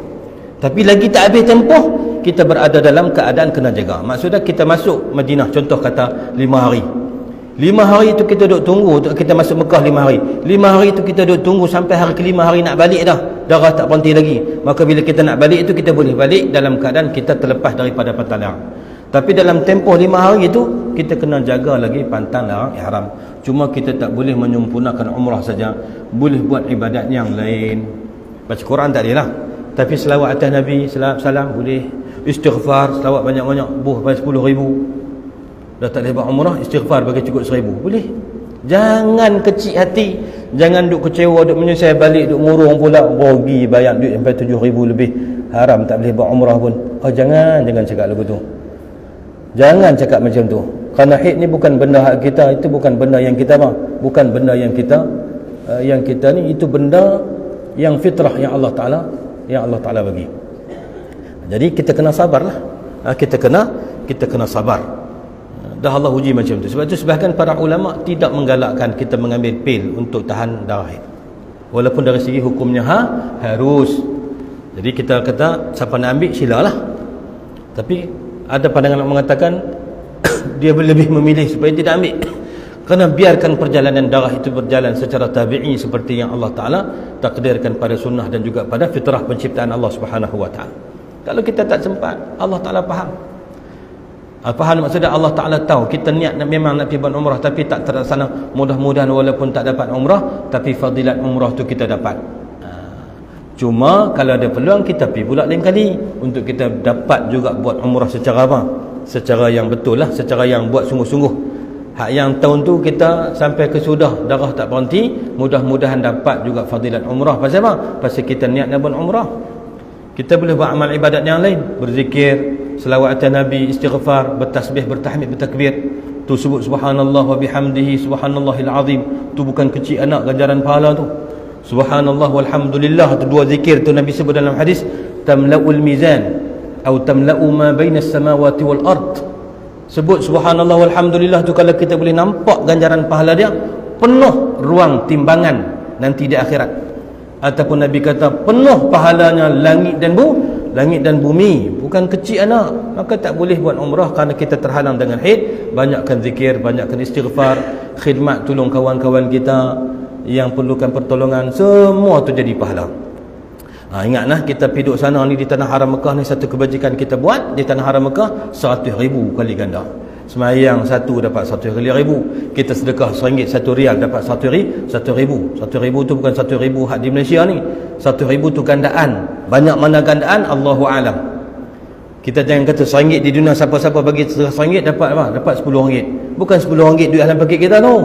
RM10 tu pada nisbah gandaan saja, tapi diri gandaan itu Allahu a'lamu bih, kerana apa yang Allah beri itu pastinya berlipat kali ganda lebih daripada dunia. Macam ahli syurga kan, tanya nak makan buah durian. Dulu di dunia tak ada makan musangking pasal mahal sangat, dan sudah dikata malaikat ada musangking tu ni. Boleh? Ada. Dalam Quran sebut ada buah-buahan dalam syurga yang rupanya sama macam dunia, tapi hakikat ataupun rasanya tak sama, rupa saja sama. Jadi pahala pun tu. Kita jangan faham kita buat satu kebajikan Allah ganda 10. Bagi RM10 Allah bagi RM10 Allah ganda 100. Bukan RM100 dengan not 100 itu, bukan. 100 itu pada apa? Pada nilai gandaan saja. Tapi hakikat diri gandaan tu lagu mana, besar mana, hebat mana, itu hanya Allah yang mengetahui. Baca subhanallah walhamdulillah, istighfar, tolong kawan-kawan kita. Semua itu jadi kebajikan. Jangan pernah berkecil hati dengan Allah. Barangkali Allah nak bagi kita pijak tanah haram 2 kali, kan? Walaupun tak ada berumrah, tapi kita pijak tanah haram. Kita masuk tanah haram, kita baca doa, ya Allah haramkanlah tubuhku, rambut aku, jasadku, dagingku, darahku, tulangku daripada api neraka. Itu doa nanti Ustaz Mutawif akan baca ketika mana dalam bahas masa nak masuk. Kita masuk tanah haram, pijak tanah haram tu ada fazilatnya. Barangkali lah kita baik sangka dengan Allah, barangkali tahun ni kita tak boleh buat umrah kenapa? Terhalang dengan haid. Tapi rupanya Allah nak bagi kita mai lagi sekali pada tahun berikutnya. Allah lapang rezeki, boleh mai kali. Kerana ada orang kadang-kadang sekali, lepas tu dia tak pergi dah. Ada orang sekali tak puas-puas lagi, nak pergi lagi. Alhamdulillah. Berkali-kali melakukan umrah tu ada fadilatnya. Jadi kita kena sentiasa positif dan baik sangka kita pada Allah. Okey, niat bersyaratlah. Jadi orang perempuan dianjurkanlah bagi yang perlulah. Orang laki-laki juga yang ada masalah kesihatan yang serius, yang dia memang ada kritikal punya masalah kesihatan, maka juga diharuskan untuk dia berniat syarat lah. In habasani habisun famahilli haisu habasani, kalau aku terhalang dengan apa-apa yang menghalang aku sampai aku nak balik maka aku menjadi halal. Boleh. Okey, yang in habasani Arab tu, yang tu itu dia panggil lafaznya. Hak niat nak pakainya hak kita niat dalam hati. Jadi jangan bimbanglah, jangan kata nak niat lagu muda dan sebagainya. Ini contoh hadis, tak baca dah hadisnya. Hadis ini berkenaan dengan Nabi kata dekat salah seorang sahabat Nabi, hujji washtariti anna mahilli haitsu habasatni. Nabi suruh apa? Nabi suruh seorang sahabat Nabi yang mengadu kata ada sakit. Nabi kata pilah, orang perempuan ni, Nabi kata pilah buat haji dan niat bersyarat. Kata lagu mana? Kata aku menjadi halal ketika mana aku terhalang dengan apa? Dengan halangan penyakit dan sebagainya. So ini hadis yang menunjukkan boleh kita niat bersyarat. Untuk yang laki-laki yang tak ada masalah apa, tidak dianjurkanlah. Tapi kalau ada masalah kesihatan, boleh niat bersyarat. Orang perempuan yang masih lagi ada kedatangan haid dan sebagainya, maka boleh niat bersyarat. Okey. Dalam ini keadaan niat bersyarat yang dibolehkan.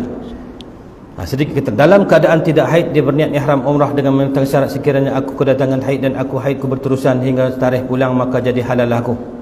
Dalam keadaan haid, sekiranya haid aku berterusan sehingga tarikh pulang, maka jadi halal aku. Keadaan niat bersyarat yang tidak dibolehkan, dalam keadaan tidak berhaid dia berniat ihram umrah, kemudian ketika kedatangan haid dia berkata niat dalam 2 masa yang berbeza. Masa dia haid baru dia kata sekiranya aku terhalang maka aku menjadi halal. Ini tak dibenarkan. Niat bersyarat ni di mana ni? Masa kita niat di miqat. Sama ada tahap terbang kalau kita masuk Mekah dulu, ataupun daripada Madinah kita singgah di Bir Ali, di situ tempat kita niat itu. Bagi perempuan masa itulah kita niat bersyarat. Ataupun yang mai daripada Taif, kita di masjid apa tu? Di Sayyidil Kabir, di masjid Taif itu tempat kita bermiqat daripada ahli Taif, di situ niat bersyarat. Saya anjurkan semuanya setiap kali kita nak masuk Mekah, semua orang niat nak buat umrah. Kecuali kalau macam kita duduk di Mekah dah, contoh kita keluar kita keluar pergi tanah haram, pergi tanah halal dekat di Tanaim bagian, tak mau buat umrah contoh, tak apalah. Tapi kalau kita keluar dalam perjalanan yang jauh macam di Taif ke, daripada Madinah, itu mesti kita niat untuk apa? Niat untuk umrah, nak masuk ke Mekah. Habis yang ni tak ada masalah. Lepas talbiyah ni saya tak bacalah, nanti akan dibimbing insya-Allah. Miqat makani ini pun saya rasa dari segi ilmunya sangat baiklah untuk kita ketahui, tapi dari segi praktikalnya kita hanya ambil tahu untuk yang tempat kita lah, dia panggil qarnul manazil. Tak tahu nama pun tak apa, tapi nanti kapal terbang ambil perhatian, kita akan lintas kawasan yang bertepatan dengan qarnul manazil. Di situ kita akan niat bagi yang nak masuk Mekah dulu. Nak masuk Mekah. Kalau nak masuk Madinah tak ada masalah. Miqat makani, makani makna tempat. Makan ni no. Kat pukul 10 lebih dah ni kau boleh tengok makan ni. Miqat makani lagi. Miqat makani, al-makan, bukan makan tu, al-makani makna tempat. Yani tempat niat. Miqat ni tempat niatlah mudahnya. Bagi penduduk Mekah, termasuk juga kita yang sudah berada di Mekah, kalau kita nak buat umrah, kita kena niat di miqat. Ada berapa? Ada 4 dia bagi. Yang pertama Ja'ranah. Yang kedua Tan'im yang paling dekat, miqat yang paling dekat. Ja'ranah jauh sikit. Ataupun Hudaybiyah, disebut juga Syumaisi. Disebut juga Syumaisi, Hudaybiyah ataupun Syumaisi itu satu tempat. So ini 3 tempat lah, Ja'ranah, Tan'im, Hudaybiyah ataupun Syumaisi. Itu tempat untuk kita berniat umrah. Maknanya kalau kita duduk Mekah nanti, contoh kita dah buat umrah dah, kita nak buat umrah kali kedua. Macam mana nak buat? Kita keluar ke tempat halal antara 3 tempat ni. Biasanya dalam travel dia akan bawa ke semua tempat ni bagi dapat sekali lah. Bagi kita biasa bermiqat di ketiga-tiga tempat ni, kemudian kita nak ulang buat pula ikut kita. Ada orang dia nak mudah, dia pergi dekat. Kalau ambil pengalaman dia pergi jauh. Dan waktu umrah ni terbuka, tak ada waktu mana pun. Sepanjang kita duduk sana ni, ada jemaah yang dia nak pergi tengah malam. Dia nak pergi sebelum subuh contohnya. Ketiga pagi dia keluar pergi ambil miqat. Kemudian dia mai tawaf. Habis tawaf orang sembahyang subuh, dah berhenti sembahyang subuh dulu, kemudian dia pergi sa'i dan bergunting. Ada orang pergi waktu petang dan sebagainya. Jadi terbukalah pada waktu yang bebas. Mungkin pihak travel dia ada waktu-waktu tertentu yang kita akan pergi ramai-ramai. Kemudian waktu-waktu yang lain boleh pergi sendiri. Pergi sendiri ni macam tadilah. Kita keluar ke tanah haram, lepas kita mandi apa semua pakai pakaian haram, macam tadi sunat-sunat tu, pergi ke masjid tempat miqat ini. Kita masuk masjid, sembahyang sunat atas masjid, kemudian kita sembahyang sunat haram, kemudian kita naik haram, naik taksi, kemudian balik pula ke Masjidil Haram, tawaf, selesai tawaf sa'i, kemudian kita bergunting. Boleh buat, tak ada masalah. Tapi ini tempat-tempat ni bawah tu, Ja'ranah ataupun Ja'ranah, Tan'im dan juga Hudaybiyah. Semua tempat-tempat ni ada sejarahnya yang nanti para asatizah Ustaz Mutawif kita akan cerita insya-Allah. Sejarah Tan'im ada kisahnya. Tentang syahid salah seorang sahabat Nabi yang dibunuh di Tan'im ada kisahnya. Ja'ranah ada kisahnya. Ja'ranah ni masjid Sayyidatina Aisyah, kerana Sayyidatina Aisyah radhiyallahu anha bermiqat di sini. Hudaybiyah pun ada sejarah yang sangat besar, iaitu dalam perjanjian Hudaybiyah. Semua cerita-cerita nanti akan dicerita di sana nanti insya-Allah. Jadi ambil perhatianlah, kita pergi tempat-tempat ni bukan nak pergi selalu. Masa diceritakan pada kita tu dengar, ambil menghayati dari perjalanan Mekah Madinah tu, tengok perjalanan tu macam mana Nabi hijrah dulu. Nabi naik unta saja daripada Mekah kat 500 kilo 400 kilo lebih. Kita nak baih pun kebaih bengkok-bengkok. Nabi naik unta tu. Kalau kita berjalan tu menghayati dengan perjalanan umrah dan sirah Nabi, barulah melekat di hati, barulah balik tu insya-Allah berubah. Tapi kalau pi nak melancung, pi nak berbelanja seronok dan sebagainya, yang ni kita takut kadang-kadang balik tidak ada kesan dalam hati. Biarlah kita balik, kalau tak boleh berubah banyak pun ada perubahan dalam hidup kita yang kita buat dalam hidup kita, kerana kita tak tahu dah adakah kita berkesempatan untuk kembali ke sana kali kedua ataupun tidak. Keinginan, hasrat ya, tapi belum tentu. Ada orang tak ada balik, mati di sana. Ada orang sampai port, mati di port.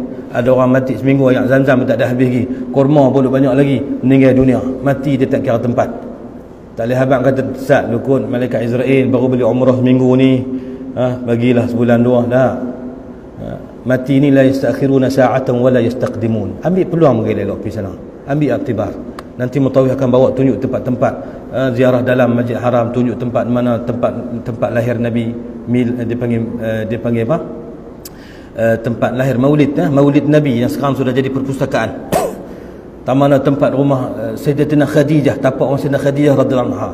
Bagi kenal mana satu Jabal Abi Qubais, tempat Allah Taala turunkan Hajar Aswad itu. Mana satu Jabal Quwaiqan, mana satu dipanggil apa? Dipanggil tempat yang dulunya Nabi di pulau, Nabi orang Islam di pulau, Bani Hashim di pulau oleh orang musyrikin Mekah. Pergi dengar cerita tu, ambil penghayatan, tengok. Esok bila kita mengaji, kita biasa sampai tempat tu, baru melekat dalam hati. Umrah ni satulah, tapi dah sampai umrah juga, kita nak apa? Nak kutip pengajaran dalam perjalanan kita di umrah tu. Okey, yang ni miqat ni kita skip tinggal lagi 5 minit ni. Baik, kita ringkaskan. Yang ni tak apa, tuan-tuan boleh rujuk dalam tu. Ini pantang larang kita sebut tadi ni. Once kita dah niat ihram, nawaitul umrata wa ahramtu biha, bila kita dah berniat ihram, terus automatik kita terikat dengan apa? Dengan 13 pantang larang ini. Dalam buku panduan, tuan-tuan boleh baca lagi. Memakai pakaian bersarung atau berjahit, bercantum, ini untuk orang lelaki saja. Kalau dia nak pakai, dia kena pakai pakaian yang tak berjahit. Orang tanya, pakai kain pelekat boleh Ustaz? Kain pelekat boleh pakai, tapi kalau kain pelekat yang tak berjahit boleh pakai? Kain pelekat yang tak jahit lagi kan? Yang tak jahit boleh pakai, sentuh. Tapi tak sah lah. Selesaikan dulu umrah. Satu lagi nak pesan, umrah ni walaupun dia tidak disunatkan mualat, tak disunatkan berturut-turut. Contoh kata kita tawaf, lepas tawaf terletih lah Ustaz ni, tak larat api dah, saya cekang pokok betih dah ni, nak kena pergi sa'i pula. Boleh saya nak balik dulu?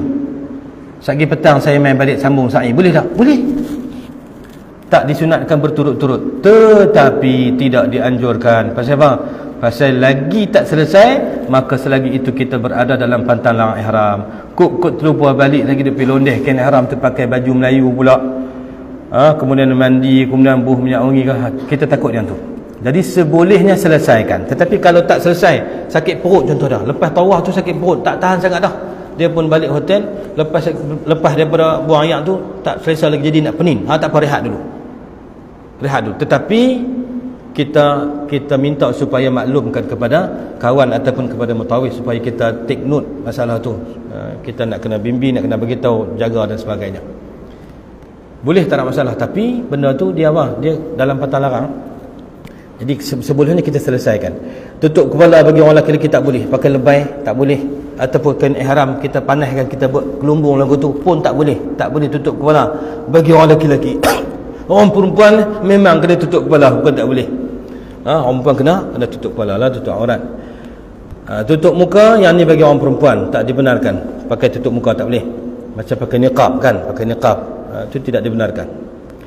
Memakai sarung tangan laki-laki dan perempuan tidak dibenarkan. Dua-dua tak boleh, laki-laki tak boleh, perempuan tak boleh. Memakai bau-bauan pada badan, pakaian, makanan, minuman atau menghidungnya ke dalam hidung. Yang ni dia panggil bau-bauan saja. Tak boleh pakai pada badan, pada pakaian tu tak ada masalah lah. Tapi yang lain tu, kita masa kita duduk balik, contohnya kita dalam perjalanan daripada apa? Balik daripada miqat tu, dalam perjalanan daripada tempat miqat nak masuk masjid tu, lintas kat kedai minyak wangi. Kemudian tengok minyak wangi sambil duduk lintas tu, dia kata kenan tengok botol dia. Dia ambil dia pergi cium pula, contoh dia. Itu tidak dibenarkan. Maka dia kena dam lah. Dam tu nanti kena rujuk dekat apa nama, dam dia panggil dam takhir dan takdir, ataupun fidyah tu nanti boleh rujuk. Tapi cium itu, cium minyak wangi tak dibenarkan. Pakai tak boleh, cium pun tak boleh. Tapi kalau makanan, contoh dah makanan tu memang makanan kita kata bau dia macam tu, bau makanan macam tu, itu kalau bau yang asli dia macam tu, bukan bau daripada minyak wangi yang dimasukkan, tu tak apalah. Kalau makanan tu memanglah makanan ada bau kan, tak ada makanan takkan mana tak ada bau. Bau yang tabi'i asli itu, yang tu tak apa. Yang tak boleh ni minyak wangi tu. Minyak wangi. Yang paling pentingnya pada pakaian tubuh badan kita, dan jangan apa? Jangan kita hidup. Sebab itu ketika menunaikan ihram, contoh dia, kita dah selesai tawaf, orang pun tak amai, kita kata rindunya kat Kaabah yang ni daripada kata Kaabah ni, kita dah pergi luruk pula kat Kaabah tu, satu kerja pula. Dia tak habis lagi umrah, dia baru habis tawaf, sa'i tak lagi, bergunting tak lagi, makna dia dalam ihram. Dia duduk pergi pegang Kaabah tu pula, dan Kaabah tu ada minyak wangi kelembu Kaabah tu. Maka jangan, lagi tak selesai jangan. Bahkan masa tawaf lagi tak boleh lah. Kalau duduk pegang Kaabah, maka batal tawaf kita, batal tawaf. Baik, bau-bauan tak boleh. Pakai minyak kepala, janggut dan selain daripada janggut dan selain daripada yang tumbuh di pipi dan juga di dahi. Ni rambut dan juga bulu pun tak boleh pakai, tak boleh pakai minyak.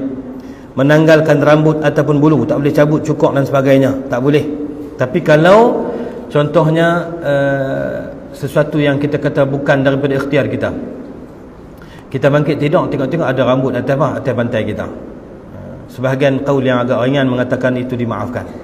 Tapi kalau kita contohnya, kalau kita pergi buat tangan lagu ni, buat lagu tu tak sengaja kan, tapi keluar rambut, kita bukan niat nak cabut rambut, kita nak sapu kepala, tapi perbuatan kita tu perbuatan yang dia panggil sengaja, walaupun bukan niat nak cabut, tapi lekat rambut di tangan.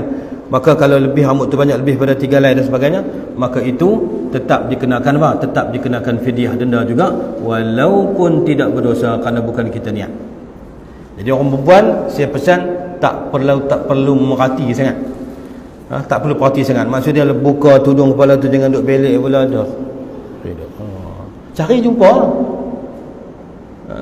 Jadi kita buat macam biasa saja. Bukanlah nak suruh meringan-ringan, bukan. Buat macam biasa saja. Nak tanggalkan tudung, tanggalkan, sudah macam biasa. Jangan dia pergi cek pula. Bila cek jumpa pula banyak pula, lepas tu dia jadi tak senang, dia mula semua perut dan sebagainya.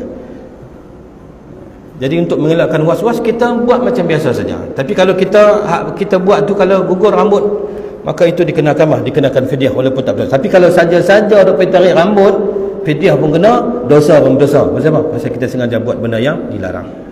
Tebang pokok, mencabut pokok-pokok di tanah haram, jangan. Yang ni bukan pada ihram saja, masa tak ihram pun tak dibenarkan. Dan tak boleh buat balik barang-barang tanah haram, ketui batu ke apa, jangan buat balik di rumah kita.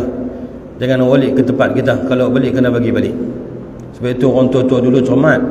Nak balik Mekah ni, kalau ada kasut-kasut tu retuk kasut tu. Pasal apa? Takut ada batu-batu di sana tu. Tak apalah, cermat begitu. Walaupun taklah sampai dituntut kan, tapi buat lagu tu. Kenapa? Cermat. Dan jangan ambil kelambu Kaabah pula, lebih gunting pula kelambu Kaabah tu balik nak buat, dia kata ni nak buat menega, ni buat pelari. Tak usah. Itu semua khabar menyusah semua tu. Jangan buat balik benda daripada tanah haram. Itu tidak dibenarkan. Tebang pokok, cabut pokok tanah haram tidak dibenarkan. Bukan hanya pada masa ihram, masa tak ihram pun tidak dibenarkan. Memburu binatang buruan, yang ni tak ada kot. Cuma kita ambil tahu sajalah.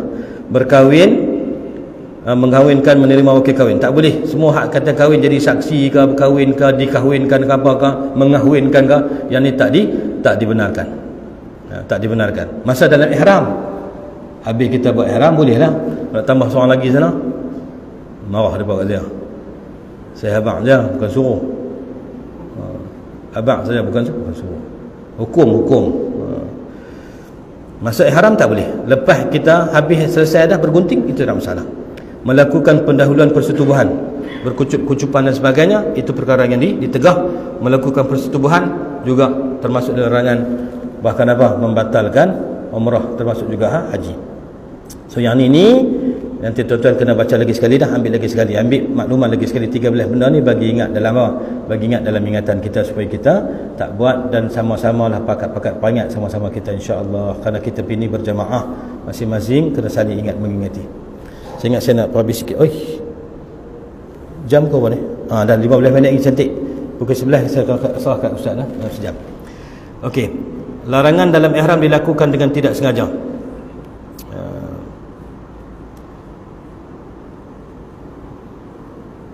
Yang ini dia ada istilah sikit.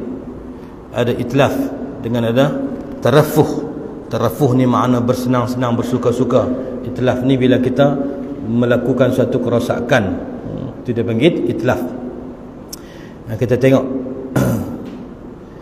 larangan dalam ihram yang dilakukan tidak sengaja. Menutup kepala. L tu pada L tu. L tu laki-laki. L tu laki-laki. Tutup kepala ni bagi laki-laki saja. Maka orang laki-laki tak boleh tutup kepala kan. Okey, lagi pakaian bersarung juga bagi laki-laki, tutup muka bagi orang wanita, sarung tangan laki-laki dan perempuan. Ni ditolong kategoriskan untuk kita, supaya ada benda yang larangan itu khusus laki-laki, ada larangan khusus untuk perempuan, ada larangan kedua-duanya atas laki-laki dan perempuan. Sarung tangan contoh dia, laki-laki dan perempuan tak boleh pakai. Bau-bauan sama juga, dua-dua tak boleh. Minyak di kepala dan janggut tak boleh. Jima' juga tidak boleh. Muqaddimah jima' juga tidak dibenarkan. Akad nikah juga tidak dibenarkan ketika berada dalam ihram. Sekiranya tidak sengaja, tidak kena dam dan tidak berdosa. Tidak sengaja dan tidak sengaja, tidak kena dam dan tidak berdosa. Tetapi ada perkara tertentu yang dalam pendetailan yang ni boleh rujuk nantilah. Sebab itu setiap perkara yang berlaku dalam tempoh umrah ni, minta rujuk kepada pembimbing umrah kita. Jangan simpan nak habaq, takut malu, tak kira orang kata tak erti, kemudian simpan sampai habis tapi duk mengkelan juga. Lah kali dia tanya juga, tanya dah balik sini dah, nak buat lagu mana lagi? Bolehlah selesai, tapi susahlah sikit. Jadi apa saja masalah terus tanya. Soalan tu nampak lagu soalan ni tak patut tanya, tanyalah, sebab untuk mengelakkan kekeliruan. Ada masalah apa, sila rujuk. Kerana masalah berkenaan dengan dam fidyah ini, itu perlu kepada apa? Perlu kepada kita detailkan kes itu. Sini cuma kita tahu umum saja, rambut gugur, 3 helai dan sebagainya. Tapi dari segi sebenar situasi nanti kita akan tengok dari segi keperluan. Dia nak ambil apa? Dam tu contoh, dia nak ambil dam yang mana satu. Kalau dam ada yang jenis takhir, boleh pilihan hak mana yang lebih sesuai pada keadaan pada waktu tu. Itu perlu kepada perbincangan dan perlu kepada panduan kepada pembimbing. Jadi yang ni kita akan rujuk sendiri nanti di sana dengan pembimbing. Dan juga satu lagi saya nak pesan, kita ikut pembimbing kita. Lagi dia tak suruh kita rabat atas bumbung Kaabah, kalau dia kata naik atas bumbung tu tak ikutlah. Lagi dia suruh benda hak elok, benda yang tak berjengah dengan syariat, termasuk keputusan-keputusan yang berkaitan dengan suatu hukum, maka kita ikut pembimbing kita. Kerana kadang-kadang ada situasi yang menyebabkan pembimbing itu mengambil pendapat yang lain daripada pendapat yang biasa, kerana satu darurah dan satu keperluan, maka kita ikutlah supaya tidak timbul kekeliruan ataupun timbul tuhmah mentohmah di antara sesama jemaah. Jangan, itu elakkan. Kita tak cerita dengan orang lain. Saya cakap bagi pihak contoh travel tiram kan. So kita tak melibatkan travel yang lain, kerana bagi kita semua travel itu ada apa? Ada kebaikannya, ada kewibawaannya, dan juga ada dia punya kemahirannya, kita hormati. Cuma kita juga saya rasa pihak tiram travel juga ada kepakaran dan ada kewibawaan sendiri. Jadi kita tak payah bazirkan waktu kita untuk kita sebut orang ni tak kena, orang ni tak kena, yang lah. Kadang-kadang ada tindakan tertentu ikut pembimbing kita, barangkali atas alasan tertentu kenapa keputusan itu diambil. Lebih lagi yang berkaitan dengan hukum ini. Jadi jangan simpan masalah yang berkaitan dengan ibadah umrah. Masalah lain peribadi ataupun masalah lain itu tak apalah, tapi masalah tata cara pelaksanaan, kalau ada apa-apa saja kekeliruan walaupun sedikit, mohon rujuk kepada pembimbing kita untuk kita selesaikan. Kerana ibadah ni perlu kepada ketenangan. Jangan biar diri kita dalam keadaan ragu-ragu, rasa macam was-was dan sebagainya. Okey, tadi tu kategori tarafuh dia panggil. Kategori pelanggaran larangan ihram itu kerana apa? Kerana bersuka-suka dan berseronok-seronok. Ada jenis kategori yang melibatkan kita merosakkan barang, ataupun kita menggugurkan, menghilangkan, membinasakan, contoh rambut atau bulu di badan, kuku. Ini kategori saja ni. Binatang, beruan, pokok atau tumbuh-tumbuhan, kena dam tetapi tidak berdosa walaupun tidak sengaja. Beza dengan tabiat atau sifat semula jadi. Maknanya kalau benda tu walaupun tak sengaja, macam gugur rambut ni kan, walaupun tak sengaja, kita nak sapu kepala aja, tiba-tiba lekat rambut di tangan, bukan kita sengaja nak cabut rambut, tak sengaja, tetapi tetap kenapa kena denda, cuma tidak berdosa. Sedua kategori inilah. Kategori ada kategori hak jenis merosakkan atau menanggalkan, dengan kategori bersedap-sedapan ni dia ada hukum yang sedikit berbeza. Tak apa, yang penting tuan-tuan ingat yang 13 tu lah. Nedam tu nak kena lagu mana, yang tu nanti pembimbing akan bimbing. Yang penting ingat larangan tu 13 tu jangan buat dan kita elakkan. Okey, sekarang kita nak pergi ke tawaf. Tawaf, jenis-jenis tawaf tu kita tak sebut di sini. Saya mungkin akan sebut dua saja. Kita dalam umrah ni, tawaf umrah dan juga tawaf wada' saja. Tawaf qudum, tawaf tahiyatul bait, tawaf sunat, ada juga, ada berkaitan juga dengan kita akan sebut. Baik, jenis-jenis tawaf rukun ataupun tawaf umrah. Tawaf umrah tu tawaf hak kita tawaf betul lah. Lepas kita niat kita pergi tawaf tu dia panggil tawaf umrah ataupun tawaf rukun. Tawaf rukun umrah tu. Masa kita nak tawaf, lagi ustaz akan cerita. Nak tawaf tu kita nak kena niat balik tak? Contoh bila kita sampai kat penjuru Hajar Aswad tu, kita nak mula tawaf tu, adakah kita kena berniat saja aku nak bertawaf Kaabah ni, tawaf Baitillah dengan 7 keliling kerana Allah Ta'ala, nak kena niat juga ke ataupun tak perlu niat? Masa kita nak tawaf rukun, tawaf umrah, tak perlu niat. Cuma sunat saja kita ni niat. Kalau tak niat pun sah. Pasal apa? Pasal kita memang sudah pun berniat ihram. Macam kita semayang lah, Allahu Akbar takbiratul ihram. Kita nak rukuk tu, Kita tak niat saja aku rukuk kerana Allah Ta'ala dah. Pasal apa? Pasal perbuatan tersebut, rukuk itu termasuk daripada apa? Perbuatan solat. Perbuatan solat. Jadi kita niat, kita apa? Kita tak perlulah untuk untuk berniat. Maka niat tawaf, bagi tawaf umrah ini tak perlu niat, tak diwajibkan, cuma sunat saja. Tawaf umrah. Ada tawaf qudum. Tawaf qudum ni bagi mereka apa? Bagi mereka yang baru masuk ke kota Makkah, maka dia sampai, cara dia apa? Ucap selamat datang pada Kaabah ni. Kaabah ni dia ada tawaf wada'. Wada' untuk kita bertinggalkan Makkah atau bertinggalkan Kaabah. Masa baru sampai kita tawaf qudum. Tapi kita tak ada tawaf qudum. Pasal apa? Pasal kita berumrah, kita terus dengan tawaf umrah, kira sekali, masuk sekali dalam tu. Kemudian tawaf tahiyatul bait. Tawaf tahiyatul bait ni tawaf mana kita masuk ke masjid dengan niat nak bertawaf. Orang yang masuk Masjid Haram, kalau dia tak tawaf, disunatkan dia sembahyang sunat tahiyatul masjid. Tapi kalau dia masuk tu dia tak sembahyang sunat tahiyatul masjid, kerana dia boleh apa? Dia boleh tawaf di Kaabah. Kerana tawaf tu dia panggil sama macam tahiyat masjid juga, dia panggil tahiyatul bait. Kita ucap apa? Kita memuliakan Kaabah. Mudahnya kalau kita masuk Masjid Haram, kita tak ada hasrat untuk kita bertawaf sunat, maka kita sembahyang tahiyatul masjid, laki-laki dan perempuan. Tapi kalau kita masuk tu, kita habaq kat kawan kita, nak pergi mana? Nak pergi masjid apa? Nak pergi tawaf, buat tawaf sunat ni. Jadi masuk tu tak perlu lagi tahiyatul masjid, terus kepada tawaf. Kerana tawaf tu masuk sekali dengan tahiyatul masjid. Tahiyatul bait, tawaf kita memuliakan ataupun kita apa? Kita memuliakan Al-Kaabah. Tawaf sunat macam biasalah, waktu-waktu mana pun. Cuma tawaf sunat ni, kita tak perlulah untuk apa? Untuk kita pakai macam kena haram tu kan. Sebab kita dah bebas dah, boleh pakai pakaian biasa, kita tak tawaf. Tapi rukun dengan syarat-syarat tawaf itu dikekalkan macam tadi jugalah. Kenapa? Kena bersih, kena pakaian bersih, badan bersih daripada najis, suci daripada hadas kecil dan besar. Tawaf nazar, kalau kita bernazar untuk bertawaf, dia kata kalau aku sampai sana nanti selamat, boleh dapat satu umrah, maka aku bernazar nak tawaf, maka dia wajib untuk tawaf. Tawaf tu tawaf yang wajib lah, tawaf nazar. Tawaf wada', tawaf yang dilakukan ketika mana kita nak meninggalkan kota Makkah pada jarak lebih daripada 2 marhalah. Maka diwajibkan, itu pendapat jumhur. Tawaf wada' itu adalah wajib. Kalau tak buat, kita kena dam. Wajib. Bila kita nak balik ke Malaysia ataupun kita nak keluar daripada Masjidil Haram, kita nak pergi ke tempat yang jaraknya lebih daripada 2 marhalah, maka kita wajib untuk tawaf wada', dia panggil tawaf selamat tinggal. Selamat tinggal. Cara tawaf sama juga. Cuma ingat elok-elok, tawaf wada' ni tak ada sa'i. Masa kita nak balik kan, kalau orang yang balik pada Mekah, nak balik itu hari last tu kita tawaf, lepas tawaf kita balik terus. Jangan duk pergi sa'i pula. Pernah jadi ketika jemaah lepas tawaf dia pergi sa'i pula. Kita duk tunggu atas bah ada berjam. Pasal apa? Pasal kawan pergi sa'i pula lepas tawaf. Tawaf wada' tak ada sa'i. Yang ada sa'i tawaf umrah ataupun tawaf ifa. Kalau sebahagian kita bila pegang buku lagu tu kan, pegang buku lagu tu, dia duduk jalan, dia tak senang dia jalan, dia guna pergi lain. Dia datang perempuan nak apa nak tu, dia duduk tengok buku. Sebab tu kadang-kadang kita tak anjurkan. Kecuali kalau kita memang mahir, baca kita lancar, lepas tu kita tahu lah, kita tak abai, tak apa lah sebab kita lancar dalam bacaan. Tapi kalau baru nak mengeja Allah, baru nak tengok kena sebenarnya tahu tak terbawah tu sama. Untuk yang tu, baca apa yang kita ingat. Baca adani Allah membarik dalam firman Allah Ta'ala, wa qina adzabannar.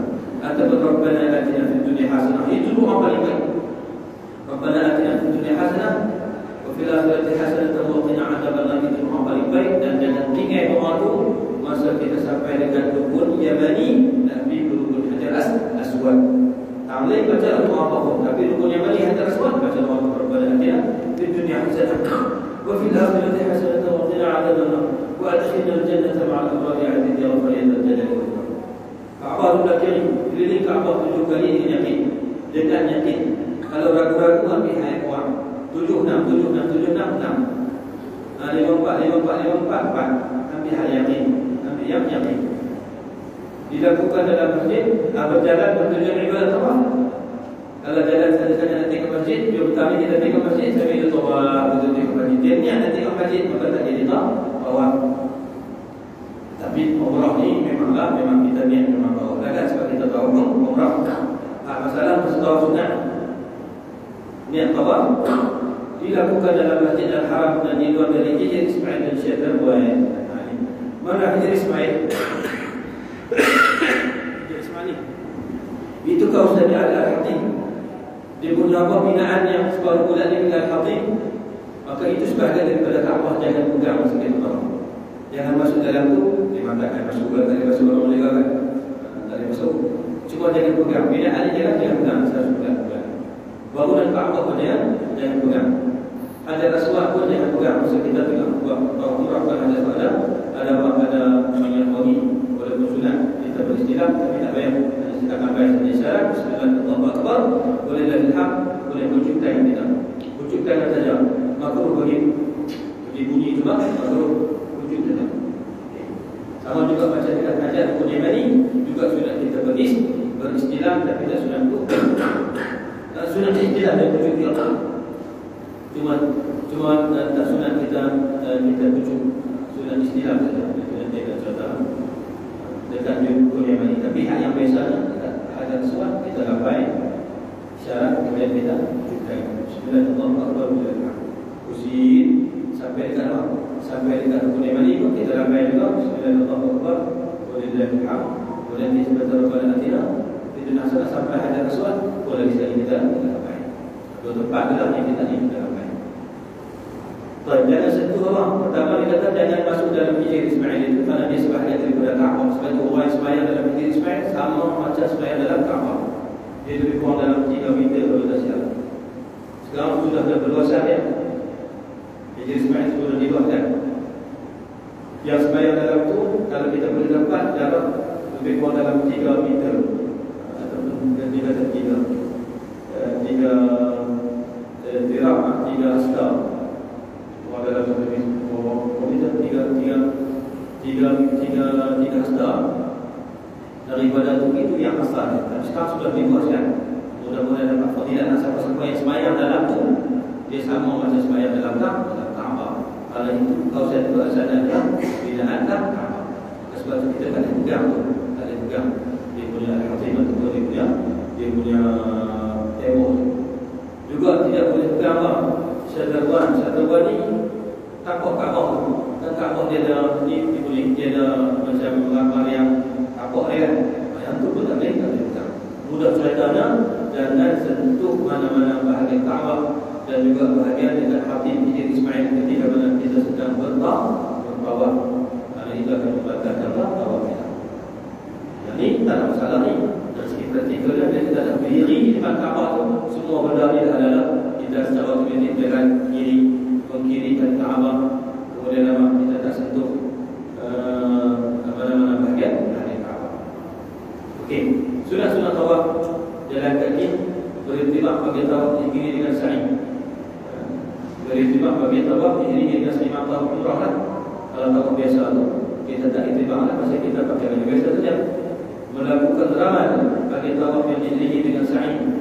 3 pusingan pertama kita beramal yang berlalu dari anak. Masa kita tawaf 3 ramal yang pertama tu bagi tawaf yang ada sa'i, maksudnya tawaf umrah lah. Masa tawaf biasa tak perlu. Istilah Hajarul Aswad dan menunjuknya, istilah rukun yamani dan tidak menunjuknya. Rukun yamani bagi syarat, kemudian apa? Kemudian kita jalan. Rukun Hajarul Aswad bagi syarat, dan kemudian kita wujudkan yang kita. Berturut-turut tunjukkan ini. Berturut-turut di mana apa? Sunat saja. Mana kalau dia tawaf 3 pusingan, contoh dia sakit perut, dia nak pergi Allah hajat dulu, pergi sembahyang, masuk balik, mula balik Hajarul Aswad tu dapatkan pusingan baru, dia sambung saja pusingan yang keempat. Kalau dia dah selesai 3 pusingan, dia sakit perut, dia boleh pergi. Ataupun dia jalan setelah tak habis pusingan yang ketiga tu dia sakit perut, dia pun keluar, dia ambil, sekali lagi dia mula balik, mula dengan kiraan apa? Kiraan nak masuk 3 lah, kalau 3 tadi tak sempurna lagi, sempurna yang 3. Tapi maknanya tidak disunatkan untuk selesaikan 7 sekaligus. Kalau kita dah habis baru, kita ada keperluan hajat apa, kita bisa selesai dulu, masuk boleh sambung balik, tak ada masalah. Tidak disunatkan, tidak diwajibkan. Cuma sunat saja berturut-turut, sunat saja kita selesaikan 7 pusingan itu sekali pusing. Tawaf dengan khusyuk dan tawaduk. Kemudian selepas itu kita solat sunat tawaf, solat sunat tawaf itu di belakang masjid dan di belakang maqam Ibrahim. Kalau betul-betul nak sembahyang maqam Ibrahim itu biasanya tak dibenarkan kerana dalam perjalanan bagi orang yang Kalau tak ada betul-betul makam pun jadikan makam itu yang belakang sudah. Tapi kalau tak boleh pun kita jarak belakang sikit, tetapi membetuli juga makam Ibrahim itu sudah sunnah. Kalau tak betul-betul juga sembahyang makam mana pun sembahyang sunnah dua rakaat. Baca tadi juga rakaat pertama Al-Fatihah kemudian yang kedua Al-Fatihah kedua rakaat. Yang membedakannya saja itu saja sembahyang sunnah tawaf dua rakaat. Orang lelaki masalah sembahyang tunjuk pada ibu dia tak perlu tak disunatkan begitu begitu. Masalah sa'i dan sa'i bau.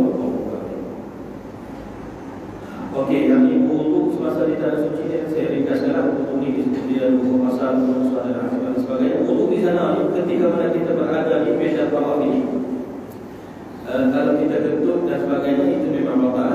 Kita tidak perlu. Tapi kalau isu bersentuhan laki dan perempuan, maka ada kaum yang baik dalam mazhab Syafi'i mengatakan tidak batal kalau kita disentuh bukan kita banyak tertentu.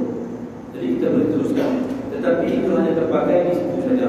Ketika mana kita berada di dalam tawaf saja, tempat-tempat lain belum kita tidak tunggu dekat kedai untuk kita tak bawa kita ikut bawa yang mana berbeda. Yang tu ikut pada yang salah dan itu yang utama batal. Mazhab Syafi'i semata-mata tertentu batal. Maka yang tu mazhab Syafi'i. Walaupun ada mazhab yang kata tak batal kalau sentuh tak ada masa syahwat tak batal, kalau sentuh sebab sentuh tak batal pada Al-Quran la masnuh bisa tu akan makna sentuh tapi itu makna jima' yang tu perbahasan panjang di dalam fuqaha Madzhab. Ada berbeza mazhab Syafi'i pegang kelelong kalau kita batal sebab sentuh dan sebagainya kelong tapi bulan nanti kita sambung balik. Sambung balik itu maksudnya kita nak mula balik daripada Hajar Aswad. Kita masuk ke mana pun kita jalan dulu. Bila sampai Hajar Aswad baru kita start.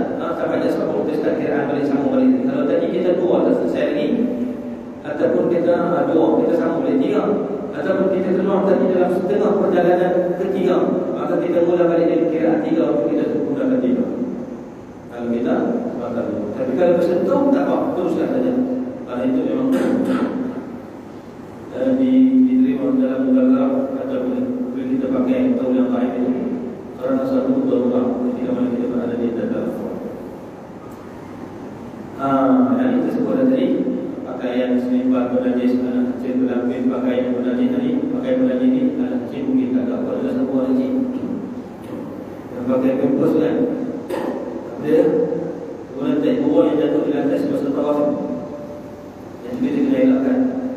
Kemudian selipan pun kita sebut tadi, kemudian pakaian bernajis bila kita masukkan kan, pastikan kita jaga semua lagi. Pakaian kita dalam masalah haram tu masuk tanah tu, baca balik supaya tak masuk dalam suci dan sebagainya. Orang perempuan pun macam tu. Sedaplah kita kena sedap pada tu. Tapi kalau benda tu kita tak sedap, perlakuan tu mudah-mudahan Allah maafkan. Tapi kalau kita saja buat itu dan kita sedap itu, boleh menyebabkan bahawa kita tidak salah. Awal laki-laki dan perempuan pun kena jaga macam tadi. Joki dan tuan perempuan dan abu bagi jaga lelong pada telur awal. Tertulang cepat-cepat dan masuk balik. Macam-macam lah sana kadang-kadang bayar hubungan perempuan ramai kadang-kadang yang bawah ramai pula kita menyebabkan kita jatuh dan sebagainya. Maka itu kena ambil perhatian. Yang ini nanti sendiri insyaAllah saya ustaz terus yang ikut mungkin seperti ini.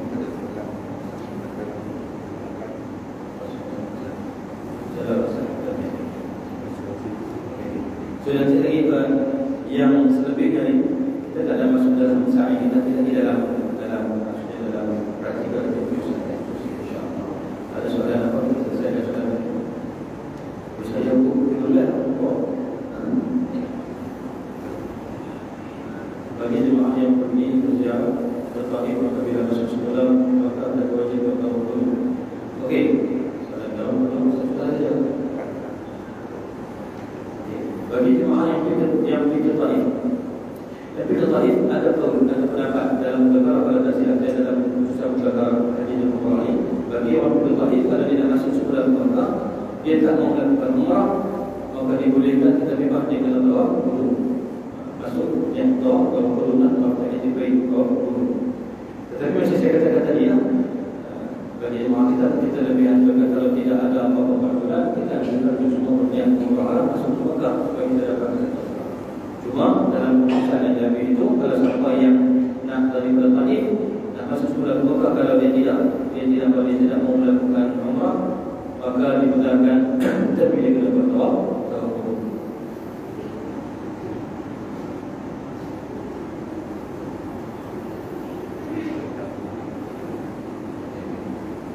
Okey, sebelum dah nanti mungkin Ustaz akan satu sedikit tentang dam. Yang penting dam itu sebenarnya berapa kepada dam itu kita kata teknikal lah. Dia ada yang kambing, kemudian ada yang bagi makan dan sebagainya. Tapi yang pentingnya ialah menjaga batal. Kalau dam itu bukan kita sendiri, dan nanti kita akan putuskan dengan kalau ada salah, kita urus kepada gosok gigi tak masalah. Gosok gigi yang guna ubat gigi. Kalau tanya ubat itu ada berapa Ustaz? Kalau ubat gigi itu untuk mengelakkan syak, kita anjurkan 3. Tapi kata para ulama menggunakan ubat gigi itu tidak termasuk daripada sebab dia bukan wangi-wangian, dia bukan minyak wangi, dia ubat gigi itu tidak suci. Tapi sebenarnya kalau kita boleh elakkan ialah macam sabun wangi contohnya. Bila ada wangi, walaupun kadang-kadang diharuskan tapi menimbulkan keraguan, elakkan. Nabi kata ma yuribuka ila ma la yuribu, jika sebenarnya ragu kepada benda yang tidak meragukan. Jadi kalau gosok gigi itu meragukan kita menggunakan Colgate, kalau ada bau-bauan, cari yang biasa saja. Tapi kalau kita guna, ada orang mengatakan tak salah kalau dia bukan daripada wangi. Deodoran termasuk daripada wangi-wangian.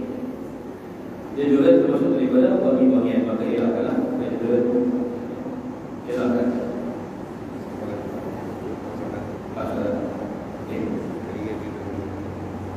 Jadi pakai deodoran wangi tidak dengan semua alat wangi-wangian, alat perhiasan wangi-wangian elakkan.